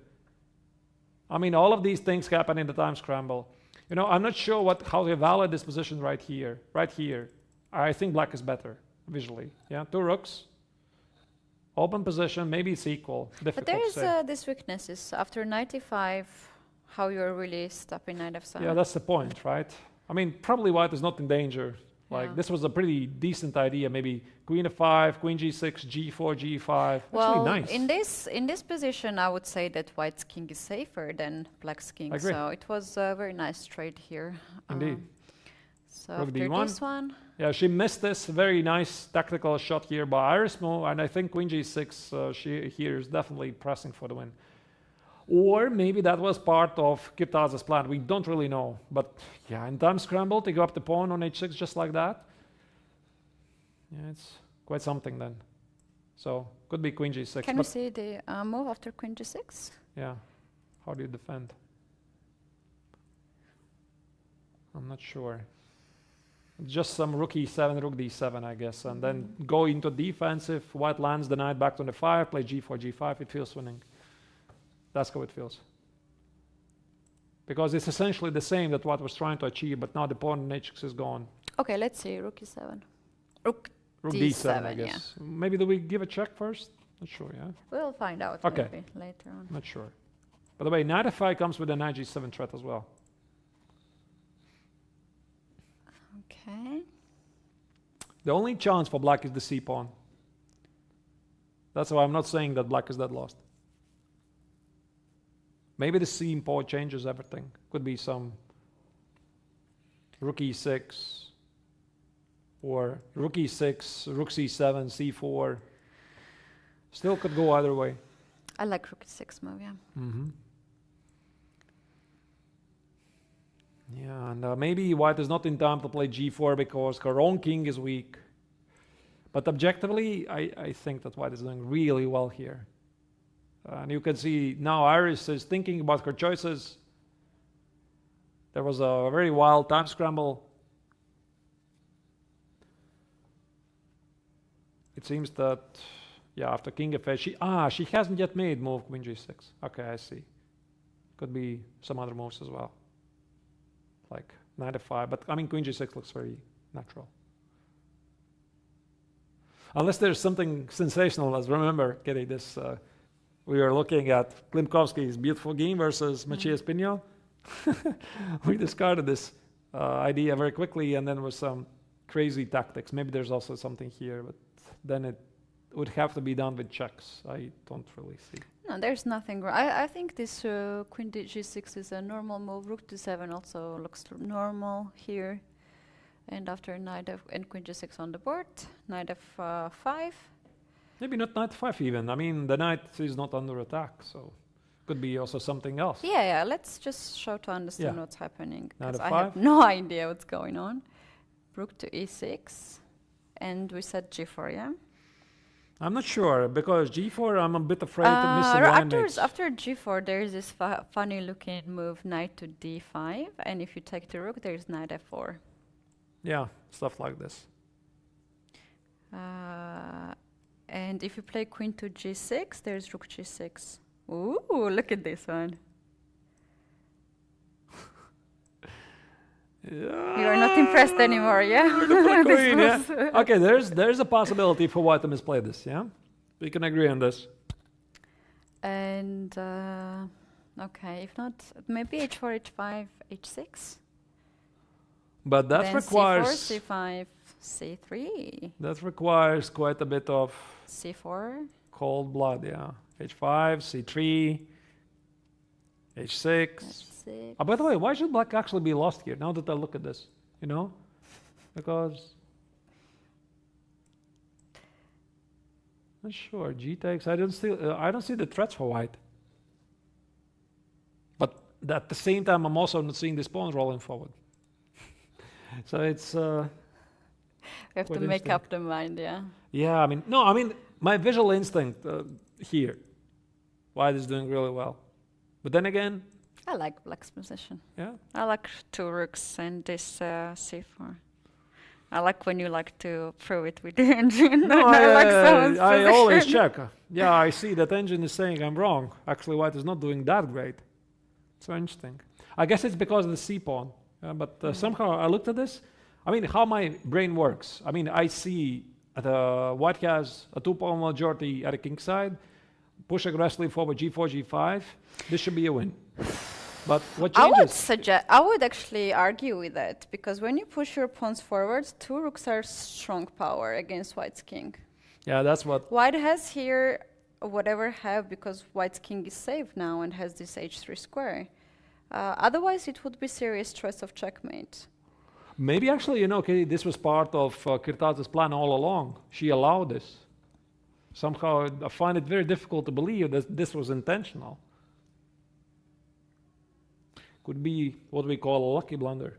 I mean, you blunder, it still works for you. The thing is that I don't think there was a blunder. This might be just the calculation in the end. In time scramble? I don't know. Maybe. I'm not going to argue. I don't really know.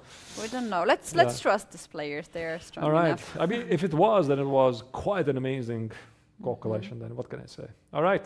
So the engine says it's very, very wild game. Not winning, as I said. Not winning. All right. Now what? I have a headache after seeing this game. It's too complicated. Yeah, it is complicated. It's too complicated. I would suggest to go back and check out under 14 boys the first board, how white has improved the position. Right. By the way, did we announce the results? We have one more result. Ksenia Balabayeva finished the draw versus Ayan Alakverdieva. These were one of the top boards, girls under 16. So one of the leaders, Alakverdieva, already has finished her game in a draw, and this is a perfect chance for Rochelle Wood to become the sole leader. Yeah, but let's move. You said girls 14 or open 14? Open 14, yeah? Open 14. Okay, let me... They're board 5? Yeah.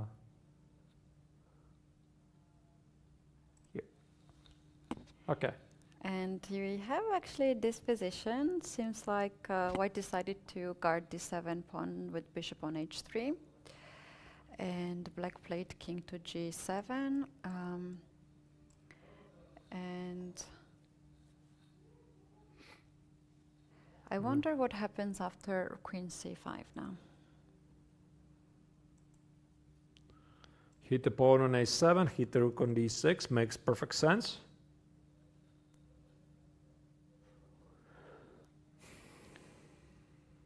Yeah, I mean, I don't know. I'm not sure if black can play queen b6. Feels like it only improves white's position.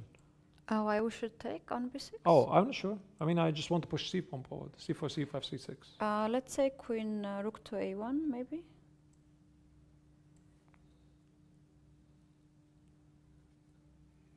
Well, it's also good, yeah. Okay, 7. Maybe better even. I think that here what happened is that Ham played king g7 with the idea to play bishop e7 f5. He needs to eliminate his pawn on d7. And that's why, Keti, your suggestion makes a lot of sense. Try to hit the weaknesses the black has. Get another pawn. Also, I think we have to mention that Poland is doing really well in this tournament. I mean, look at all the Polish players around. Yeah. I mean, we're talking about open section under 16. I mean, yesterday it was probably the highlight where top 2 players, Klimkowski and Seman, they were from Poland. Then we have here Paweł Słowinski from Poland is playing top board and very good chances to become the new leader. Then in the girls section, on girls the first 16, board, yeah? Martina Vikar also was doing really well, although she, I think, is losing. Maybe there's somebody else. I have forgotten very quickly. Fantastic results. Also, Isabella Tokarz, of course. Yeah, shall we choose some other game and to focus, maybe? What it can be, which game? All right. Let's go to Klimkowski's game, since we just started to talk about the Polish players, how they're doing, and it seems that here White has made some progress because there was a thumb scramble. We're wondering if White has any realistic chances. Now this could be something, because one thing I know about endgames, Keti, is that your rook and king, they need to be active. And Black is forced to play a very passive rook a8 to defend the pawn on a7. Arturs, how about a4, a5 ideas to push this pawn on the side, and then if Black just passes the moves and not improve the position? I'm running to b7, I guess, to free the rook, free Willie. a5, king goes there. Oh, I'm not in time. Wait. No, Why you no, always no. like to... What? I missed I was something. thinking of c. Oh, you think? Okay. All right. c5. I'll wait. c5. Yeah. Okay. So you want to keep the pawn alive.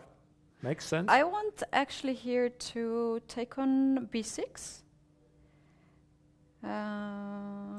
So this we assume is bad, yeah? Rook h6, yeah. And actually this is the point. Oh wait, although No. rook b, no. should be losing. Yeah, should be losing. Yeah, I agree completely. Okay. So c5, what do you do after king b7? Yeah, let's say king to b7 and c6? wait.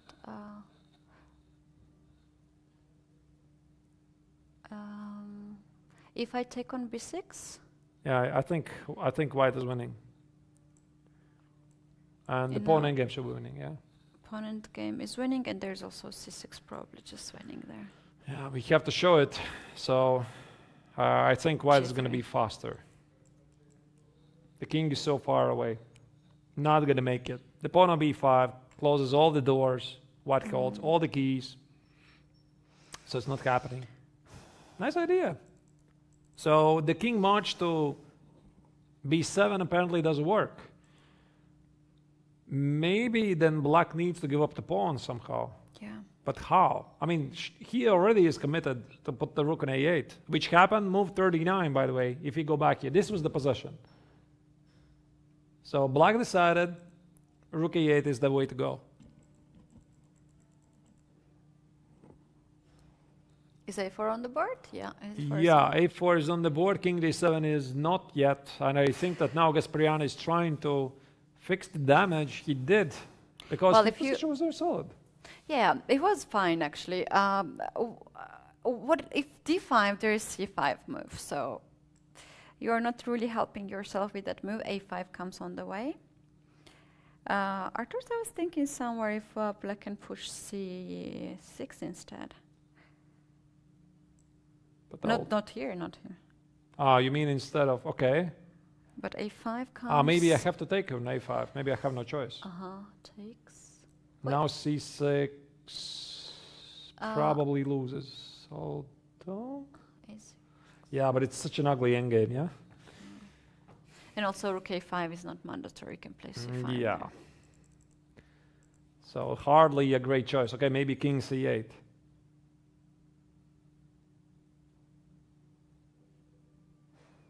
This could be something. At least Black is not lost immediately. Shall we first push c5 instead of... No. First take this one, a5. Pawn takes and c5. I like that. Okay. And if I activate my... there's b6 threat. Quite a big one, actually. Well, very big one. Okay, I guess I have to activate my pieces. I mean, now is the time. Now or never. Rook b8 here. And since I'm the defender, I want to trade the pawns, trade, and go for some king e6. What can I lose? Game. Yeah, I get it. I get it, but I mean, I think that Black needs to lead an active defense. Okay, so Yeah, okay, it's not my game, so. Yeah, not your game. That's precisely my point. What can I Arturs, lose? is this winning for White if I play rook a7? I have no idea. Rook b7, rook c7. But I think this already feels like an achievement for Black, sort of. From that passive defense going to active defense, maybe they are drawing ideas. I mean, these rook endgames are very tricky. And, once a very good friend of mine, Alois Aquinas, who now is unfortunately passed away several years, he told me this very nice joke that every endgame where you have, in the rook endgame, extra pawn, it's a draw. Every endgame, rook endgame, which has equal material, it's winning. But I mean, it's of course a joke. But the point was that everything depends on the piece activity, right? And I think that maybe here, black being down a pawn, he has more chances to save this, because if he positions the rook behind a pawn, be active with a kingside pawns, h5, h4, it could be difficult for white to win this. And then if black is very passive, he might be losing, but having equal material amount on the board. That's my point. Like this pawn endgame we just showed, where the king was on a8, black was losing, although he had he had equal amount of material on the board. Yeah, well, probably this is still winning for white, because black's pawns are not connected and they are weak. There you go, I checked it again. Yeah, you want to prove. I'm very curious. I'm a curious person. I want to check out. No, I don't believe here black can survive. But the point is that black has to activate the rook. There's no other way. Yeah, on this we can agree that black has to activate the rook. But by the way, the question is maybe a more fair question. Do we believe that black is losing? Look at this, because suddenly we jump from... No. Let's not put the final verdict. It's just bad, let's say. Just bad for black, and white has better. White is pushing, we agree. We don't know that. We don't know that. Yeah, I'm sure. Especially when we're not using engine, it's fair to players to say that someone is better or worse. But then it comes again, how easy it is to play with white, how is it to play with black, yeah? I think it's pretty easy with white. Just push forward those pawns and see what happens. I don't think he can activate the king. The pawn on g2 is too weak. Black always can activate rook with rook g8. So it's either c5 or a5. And Klimkovsky, I think he's trying to figure out. I'm really curious how good they are in endgames, because this is one of the things which sometimes happens at the youth chess. There could be a big difference of the knowledge of the endgames and middle games and openings, because they very often lack the experience playing in endgames. So rook endgames, this is completely something else. It's going to be fun. When I was playing youth categories, I had a special coach only for endgames. We were working only for the tactics, studies, and the endgames, and that was one of the best investments. Because at this level, I agree that we are mostly focused on openings. And when you get games like this, it's still, unclear position. You might have just a slightly better position, but your opponent might not know how to play. And that's when you are winning the important points. I love rook endgames. I love rook it's one of my absolute favorite topics. Any kind of endgames where you have a slight advantage. I absolutely love it. All right, let's select another game perhaps, and I think it makes sense for us to have a quick glimpse before we go to another break. What's happening in the top board of the open section under 16? Jakub Seeman versus Leonardo Acosta. White has an extra pawn. No, not yet, by the way. He had it. Perhaps now, next move. Rook d5, and then one of these pawns will be captured off the board. If we can take a look after bishop c6, move 42, rook c7, d5 has been played. And now knight d5, bishop takes d5, and rook to c2 was intermediate we didn't see this check. And after king to f3, now white took this pawn, and white went rook to d1. So white's idea is that when you take the pawn on b2, I want to take the pawn on d5, and then I will take perhaps the a pawn. This game, Keti, has also an excellent chance to become a very interesting theoretical game. Very interesting, because quite amazing. The top two boards, both open sections, Top open section 16, top 2 boards are getting theoretical rook endgames with a lot of interesting analysis. So, I mean, I think that here the best Leonardo could do is to play this d4. I'm not entirely sure. Okay, maybe he can keep the bishops on the board, but something like d4, going here, try to activate the king. The question is what happens here after rook d5. Maybe actually it's not good. I'm not sure. Rook d5, king e6. Could be highly theoretical here. Check first, push away the king. Some takes. Maybe rook b5 first? No, I just wanted to show the idea, what I wanted to achieve. That's what I wanted to achieve. But maybe there's rook g2 in the end. So again, I'm not sure. Yeah, it's very tricky, it's super tricky. You're right. Yeah, maybe rook b5 makes sense, and then play b3 and try to get the pawn. King e3, king d3. It could be very, very interesting. Give up f pawn and get a a5 pawn. But I think that Costa is not sure about this. He's looking at this and he's not sure because, I mean, imagine yourself if you ask, is this position a draw? Can I hold this to a draw? I mean, who can put the hand on the heart and say, this is totally a draw? Nobody can do this. And that's why for Costa, this is a very difficult decision. And maybe instead he has to, keep the bishops on the board and not go for this rook endgame. But it's just guessing, basically. Let's move, yeah? We can move the... Okay, maybe king e7. Okay, let's just take the pawn. Can we follow, normal, like... Let's just take the pawn. Rook d5. Rook d5 and king e7. e7. Rook takes on a5, I assume, first. And, yeah. Rook b3.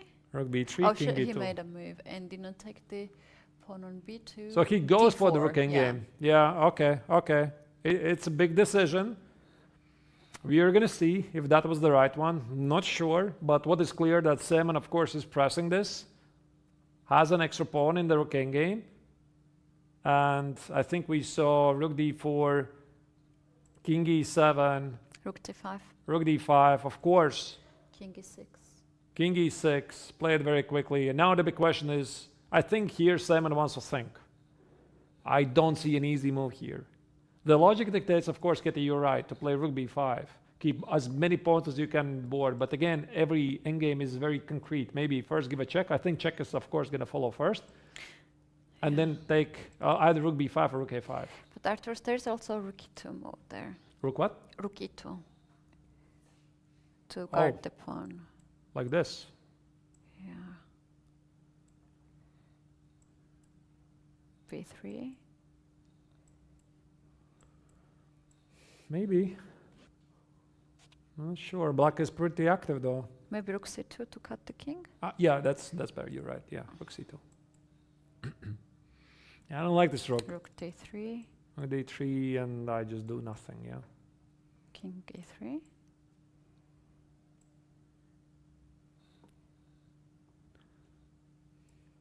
King d4, you're running for the a pawn, yeah? Yeah. Maybe actually, king h5, rook g3. Something along the lines of this.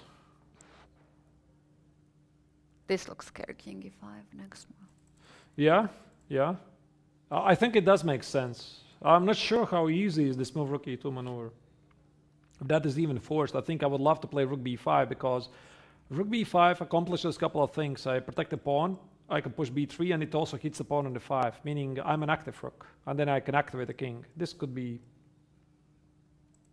at least at the intuitive level. That's a very good point, actually. Let's make on the board rook to b5. Black cannot do much here, right? King e6 or just passing moves. Yeah, it's not clear what he's supposed to do. Yeah. b3? Or maybe just run with the king. King e3. Yeah, king e3, you're right. King e3. King f6. King f6, black is, I guess, waiting. King goes. And Arturs, I'm thinking that we might even not need to play this one. We might also just play rook b6 check. After king f6. Yeah, I'm trying to find the right moment. Yeah. Oh, sorry. King e3, king f6, rook b6. Yes. And now king d4. And king e5 is coming. So after this one... Okay, this can improve, can be improved. Yeah, Maybe the pawn on yeah. b3 first, yeah? Something like, okay, now the king is cut off, you can play b3, and then whatever black does, now you could maybe d4. go here, I go after this pawn, you give me a check, I go here, and this is still highly theoretical. Could be winning, could be not winning, I'm not sure. I mean, yeah, I know, connected pass pawns are usually pretty good, but it depends how far this pawn goes. I'm not sure. We are in for a long game here. When it's a side pawns, it can have some chances for draw. You just run with the king, and you keep the rook to give the checks. So it can have the ideas of draw. Yeah, here. totally. This is totally by no means clear to me. I think that what Jakub would want to do. Jakub is not so sure. He made rook to b5. He took it back on I also want to be e5, sure. and he has to make very important decision: rook e2 or rook b5. So we have this position right here. No, we don't have this.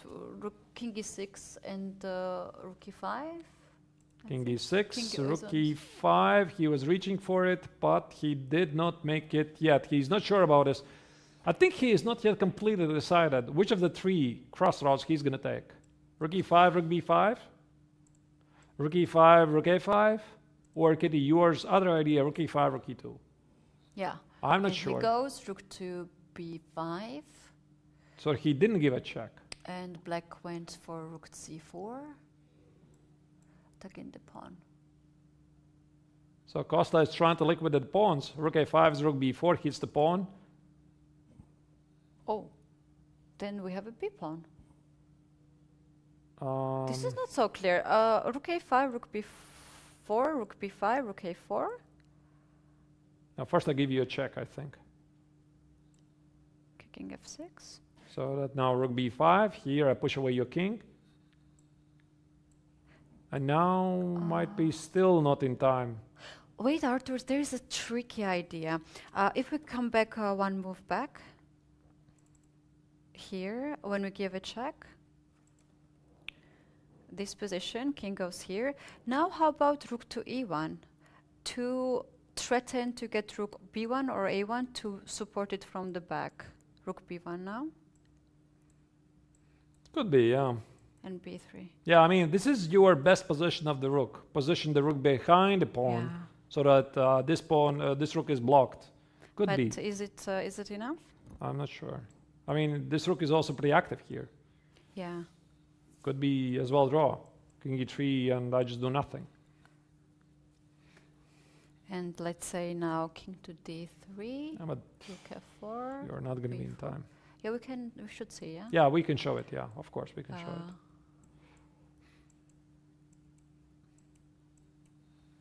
Yeah, and this is a draw. All right. Let's follow this game. See how it's going to go. This is once again a longer game. It's going to be very, very theoretical, very interesting, and Costa is following as he's supposed to. He's trying to trade off the pawns, and I think that at least at the intuitive level, I think that b3 has to follow. Then again, I mean, trying to create this pass pawn is very tempting if somehow Seaman manages to put the rook behind. Still unclear how the game is going to finish. What happens now?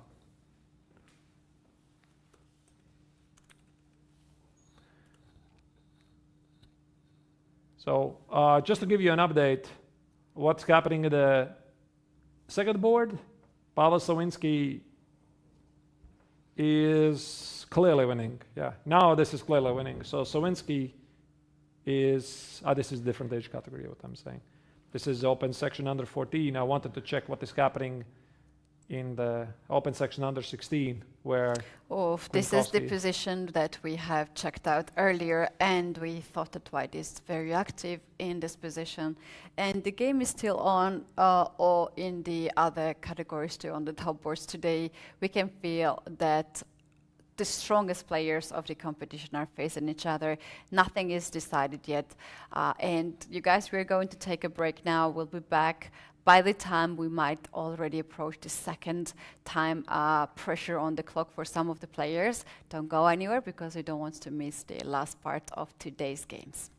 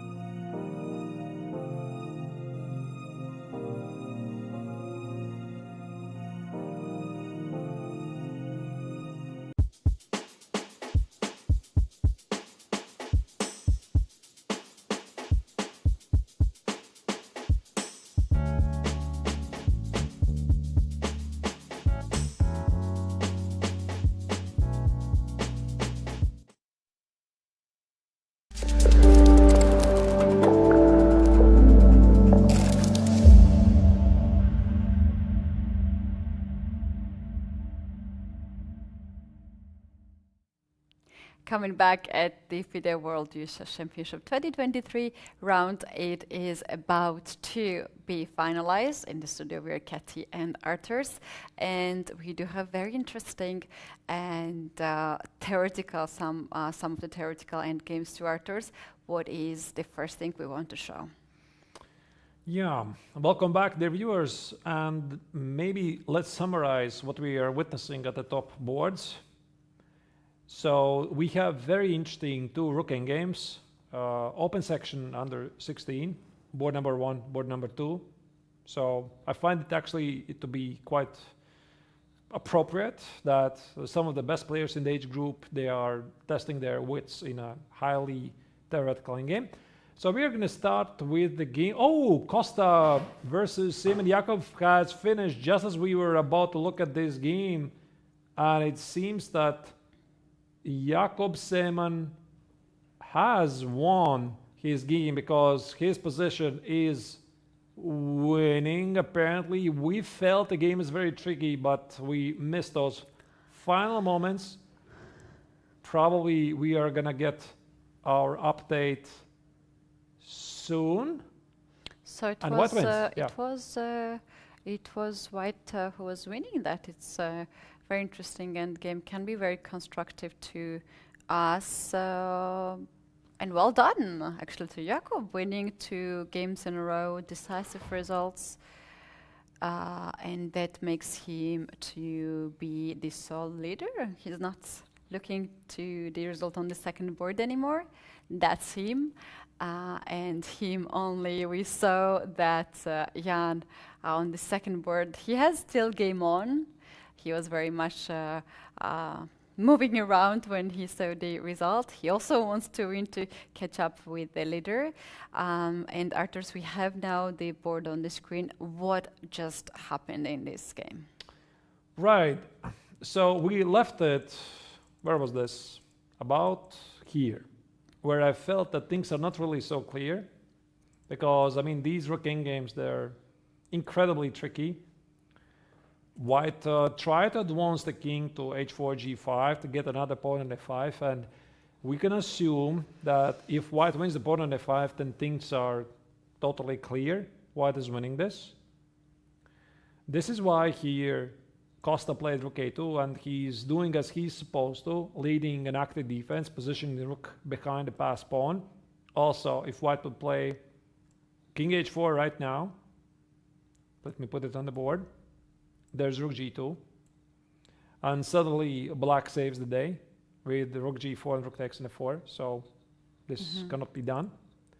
So Arturs, if White just pushed the pawn on a7, this theoretical draw game, Black has to have king g7, king h8, and then White just goes king h4, king g5, and seems like it's winning. Right. I actually was not entirely sure if White wants to put the pawn on a7, but you're right. I think even if the pawn on a7, it's winning, because sometimes there are these positions where it actually becomes quite a drawish position, because now you see this rook is moving nowhere. But we're getting king on e5, yeah? You cannot stop this happening. Yeah, I think either king h4... King maybe go around. Yeah, maybe go around. King and you e2. can, yeah. Well, I think we also have to show why king cannot go to help this pawn. There's this very famous trick. White is about to advance, and if Black takes the pawn on a7, rook h7 collects the rook. Also, you cannot use the 6th rank. There's also rook f8 check, and the a pawn is advancing. And this essentially means the Black king is stuck on these 2 squares. h7, g7, h7, g7. I'm sorry to interrupt, but another game has been ended. This is girls under 14. We can see the kings are both in the center, so this game ended in a draw. We can take a look at that later on when we have time, but let's first continue this endgame. All right, so here let's continue with this game. You can see that the White inevitably is making progress. Black is stuck to a defense, and we could see one of those critical positions, highly theoretical, highly interesting. It seems that Black is... Wait, exactly. Rook e8, rook e7. Wait. It's not so simple, Keti, because rook e8, this is a known trick. Intermezzo check. Actually, I'm not entirely... Rook d8, sorry. Yeah, maybe rook d8. Or it's the same. But you can still give... You can take it, and now this pawn endgame will be drawn. Okay, what's the way to win? Yeah, that's the point. I mean, I'm not sure with the pawn on a7. I was thinking that it probably... I concept you some Zugzwang idea, putting the king on f6, so it's got to be very precise order the move. So let me once again try to check it out. Rook a1, or maybe... Okay, rook a5 first. I want to put the king on f6 and get that Zugzwang. It's a very famous position. The question is, how do we get there? Let's say here. Ah, I got it right now. Okay, king d6. Exactly. King d6. If you go here, I play king e6. And now black is in that Zugzwang. A very famous idea in endgames. King h7, king f6. The king cannot move. That's a mate actually on the board. This rook is overloaded by protecting the pawn and keeping the pawn safe. But I don't think I would even play this a7, Keti, because I was already looking here and I had a feeling that I could just march with the king towards this pawn. King b6, king b7, relieve the rook, and just win this. I felt this is one way, but either way, we did not see this happening because Seaman was apparently showing a lot of confidence, and Costa decided not to test his technique and just resigned. Yeah, this game is down, and Jakob Szyman is the sole leader under 16 open category. Let's now take a look at the final moves of the girls under 14, how they finalized the game. Very sharp game on the first board. Iris Mo against Anastasia Kurtatse. We can see the repetition. Right, and last time we left it was here c3, where it was not really clear who is playing for the win, because white has a pawn majority, 3 pawns versus 1 at the king side, while black's pawn on the queen side is very dangerous. Think about rook c7 and c2, and this is where the American player decided to force matters. She played h6, g takes on h6, and probably she already had to abandon the idea, try to play for the mate. For example, queen takes on h6, king g8 looks sudden shock for white because there's no more checks. You can't play queen g6, queen g5 because rook g7, and black is just rolling forward with a pawn. So that's the thing. After g takes on h6, she started to give a lot of checks, and Kurtatse had no argument about it, because even if she plays king e8, queen g8, king d5 leads to a rather peculiar perpetual check. Yep, seems like both players had a full control in this game. One more game in the girls section under 18 is in progress. The first board, let's check it out. What do we have in this board where Wu Rochal is having extra exchange against Martina Vikar, and she is trying to outplay here her opponent. 4 minutes here for Martina, 10 minutes for Rochal, and very difficult position for black, as white also has extra pawn on the king side. To be honest, Keti, I'm a bit surprised this game continues still, because we looked at this position about 1 hour ago, and we had a feeling that Iris definitely is going to win this. And yet, I guess it is who we have to thank for Martina, who is putting up quite a fierce resistance. She is down in exchange, down a pawn. The game still continues, but I think the game is leading to the inevitable outcome, because with the pawn on d3 gone, I don't imagine here Vikar having any chances to save the game. And for example, if she plays something like knight e5, on top of the material advantage, white also can build up some mate threats. For example, rook g3. If white goes king h7, I already see rook f4, rook h4, which might force a rook trade, which absolutely favors white. Or if black would play king h5, stopping rook f4, rook h4, white can do it also from the f8 square, threatening rook h8. Yeah, that can be the final position here for black. knight is very resourceful piece in the end game with all these forks, but here it is more than enough time to figure it out, not to blunder anything with the white. So we can assume that Rochelle is playing very safe game here. Do we have any more games in progress on the top two boards? We do. In fact, and that is the second board of the open section under 16, where Jan Klimkovsky is playing this very interesting rook king versus Eric Gasparian. So my suggestion, Keti, is we head on there and see. And also I think that Jan is very tempted to show he can also play good rook king games, because his friend and also happens to be the leader of the tournament, Jakob Seeman, just won his game in a very instructive rook king game. So it could be also some, competition between the two, right? To talk about during the dinner, right? I mean, I also managed to play pretty good rook king game here. But God, if you cannot make me skinny, make my friends fat, or what?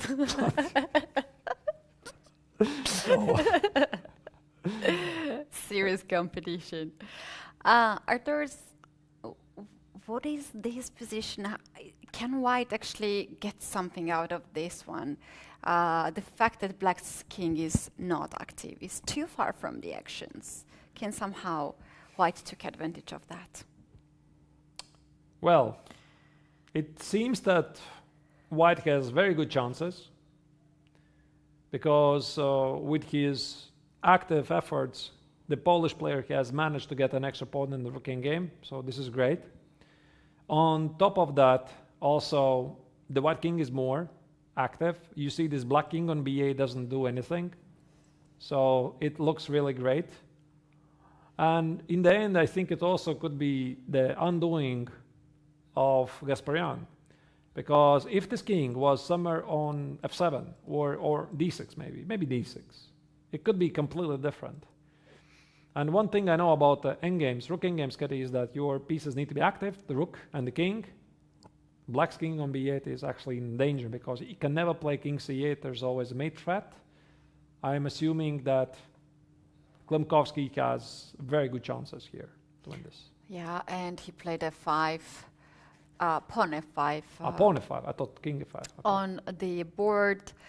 So his idea is that if black pushes the pawn h3, then in the end rook a1 will stop this pawn, and together with the king, the pawn on f5 will be pushed. Black responded with h3. This is already on the board. Klimkovsky can stop this pawn right now, rook to a2, or he can actually wait a bit and play f6 first, and then to push the rook on a1. This is his choice. And meanwhile, the game on the first board, girls under 18, has been ended, and we can assume that Vug has converted her big advantage and won the game, and is the leader in her group category. So this game is still in progress. Now, the question is how much time Klimkovsky has in this position. We don't have the update on the clock because h3 was played, but before black played h3, he had 8 minutes, precisely. I would love to play rook a2, and I see rook a2 already has been played to keep this pawn 2 steps away from queening, not 1. It feels a bit safer. Notice how the black king still cannot play king c8 because of the mate threat.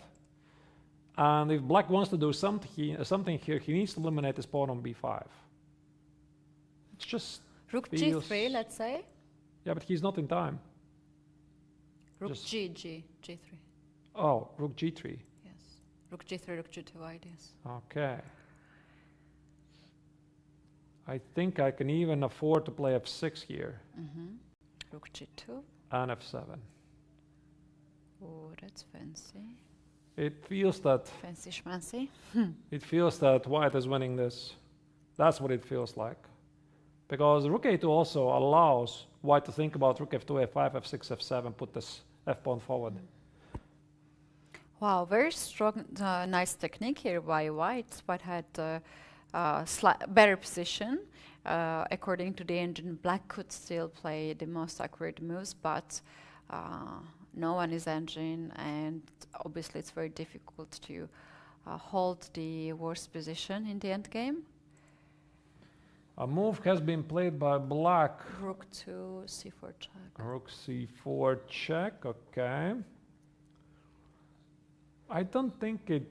Ah, wait, he wants to put the rook on h4. This is what he wants. Okay, it's a good defense. Now Klimkovsky has to choose between king e5 and king f3. I don't think actually this pawn on b5 matters at all now. Can we try to look at this? For example, king f3, just a safer move, yeah. And if you play rook h4, king g3, rook goes here.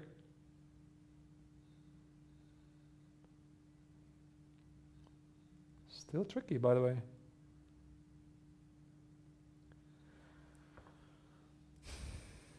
King g4 is h2. Rook f2, also h2, I guess. Yeah, maybe actually it's already a missed opportunity here. How about white plays king e5 instead? Klimkovsky is trying to playing the king. Very nice resource here for by the Armenian player. I like it. King e5, yeah? King e5, rook h4. f6, h2, f7. Same reason, you can't queen. There's a checkmate, and if you play rook to h8, you can rook h2 is the move. Okay, and then that's winning. If you take on h8, I queen. And if I start to give you a lot of checks, like check, check, black is running out of checks. So it seems that from the first side, king e5 is looking really good, and king f3 is complicating the game. Maybe after king f3, things are still fine.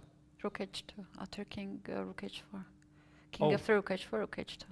Ah, there's this move also. Yeah, but it allows the king to escape. That's what I didn't want to look at this. But should be probably still good. King g3. The game still continues, yeah. Rook h3 and king, but should be winning. It's continuous longer than the yeah, other it's variation. longer continuous. Yeah, it's you're right. Yeah, it's still good, by the way. But I like king e5. It's more it to the feels point. right. It feels right to keep the pawn and the king in the center together, and then rook controlling the h pawn. Very instructive. And you can see Klimkovsky feels the pressure here. He knows that this is a very important decision. And obviously he is well taught to know that rook endgames are highly critical. One slightest mistake might mean losing the hard-earned victory. And so far in this game, the young Polish player managed to squeeze the water out of stone. I mean, he had a better position after the opening. Then his opponent managed to equalize. And then something happened in the time scramble. Black went passive. And this might have doomed his game. He's now dropping his time down to 4 minutes, investing quite a lot in this position, but this is the critical moment. He has to make important decision right now. A very tense moment for him. It's also possible to see a lot of ghosts here. I think king f3 is the move he wants to play. Yeah, like it looks like, but the language. Sure. King f3 looked like he wants to push the king back. Because this is not how you push the king forward. Yeah. I mean, this is the body language. It's not how you push the king forward. Yeah. But okay, I mean, I think he's both not of these look certain good. about that. All right. Yeah. King f3. Yeah, he's I not. Just imagine how unsure he is. We believe this is also winning for white, and probably it keeps more moves on, keeps black more in the game. But how long you can live with this passive king on b8? It's stuck there. I mean, yeah, it's It seems that, okay, maybe Klimkowski saw that also king e5 is winning, but this feels like a more controlled continuation. Okay, it's going to take longer, but he controls things here. The h-pawn, he's not going to miscalculate some strange checks, for example, because in this line, if you play king e5, I mean, you are relying on very precise calculation. You can't afford to make a mistake here.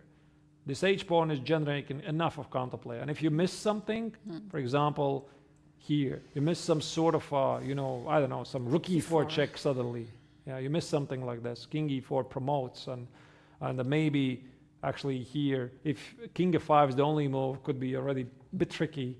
Although I think it still wins, to be honest. But I think Klimkowski simply decided that it's too complicated. Why go here? Just play king f3 and that's it. Yeah, it's always a matter of the taste, how you would like to proceed your game. You see two lines.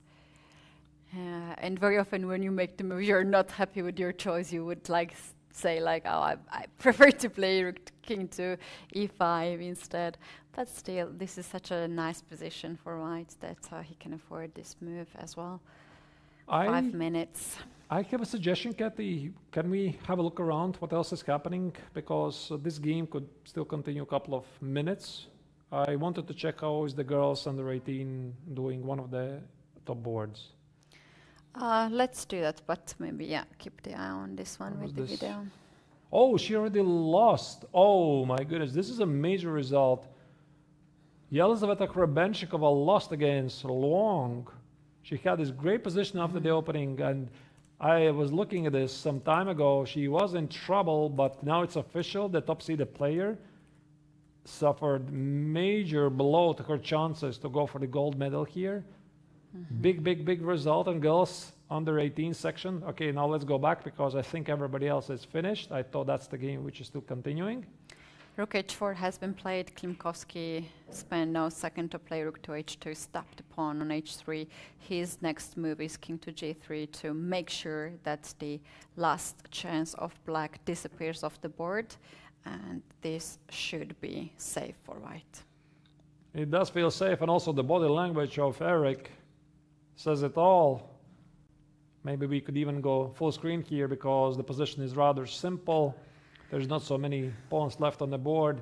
White's plan is pretty obvious. King g3, king g4. White is not going to give up the pawn on f5. So king c8.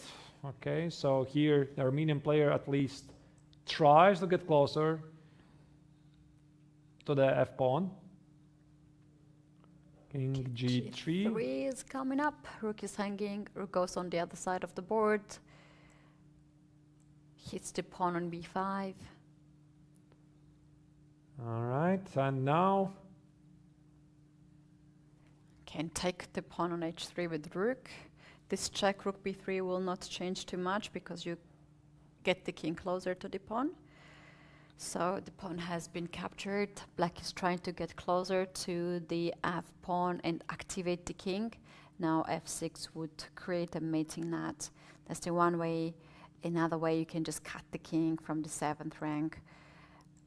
You can also just give a check.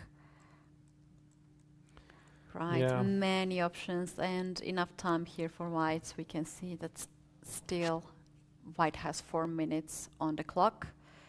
That's more than enough to convert this position, but you have to be very careful still to find the most precise moves. I think that, yeah, whatever option Klimkowski notices first, he's going to choose it. I'm seeing that this wins immediately. We are not seeing. Yeah, we're not seeing. Yeah. Rook check. Yeah, rook to. Yeah, check on g8. Put the rook on b8 and push b6. So maybe I just show it to you. I think it's winning.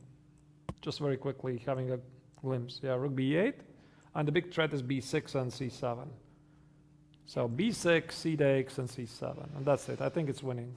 So maybe here black plays king d6, f6. Now I run forward with this pawn. If you go after this pawn, I run forward with this pawn, and eventually these pawns are unstoppable. And instead, white goes f6, creates a mating knight. Now rook to h8 is a checkmate in one move. He might have the same ideas here. If you take the pawn on b5, the other side of the board, there is a check on h8, so you can't really do that. King gets closer, king to e8.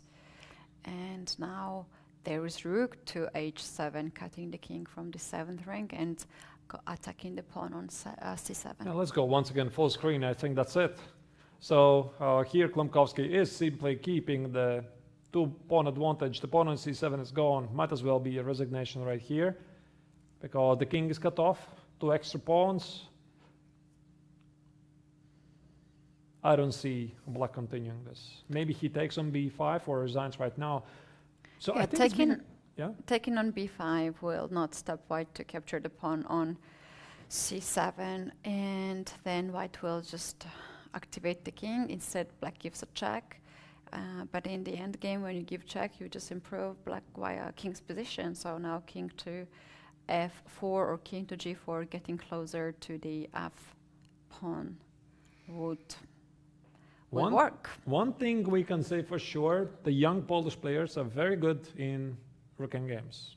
We saw that in Sema's game. We are seeing that in Klimkovsky's game. So it's not only perfect opening understanding, good calculation in the middle game, but it's also the end games.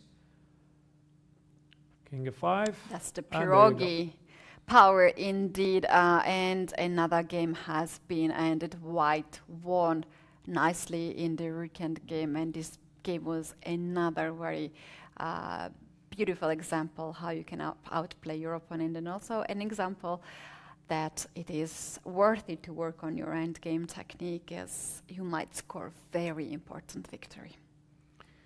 That's right. So all the top boards, it seems they are finished. In case we missed any results, maybe we haven't mentioned Shvedova's victory over Maria Sekanska, girl category under 16. Yeah, we're going to have graphics we are going to check it out very soon, and we're going to have the final results on that. While we're waiting for the graphics to pop up on the screen. Arturs, how we can summarize the round 8? Another exciting day in the office, as I already predicted. A lot of decisive games, a lot of theoretical rooking games, so it was very interesting to see. So there you go. This is the girls section, starting with the girls under 18. Rochelle Wu. Okay, maybe the converting phase took a bit longer than it was supposed to, but she was still victorious over the Polish player Martina Vikar. Second board, we did not see much, but Balabaev's game versus Alla Khverdieva finished in a fighting draw. Girls under 16, Chikiao Wang is unstoppable. She continues winning the games, and right now it's already, I believe, 7.5 points out of 8, beating Izabela Tokarz.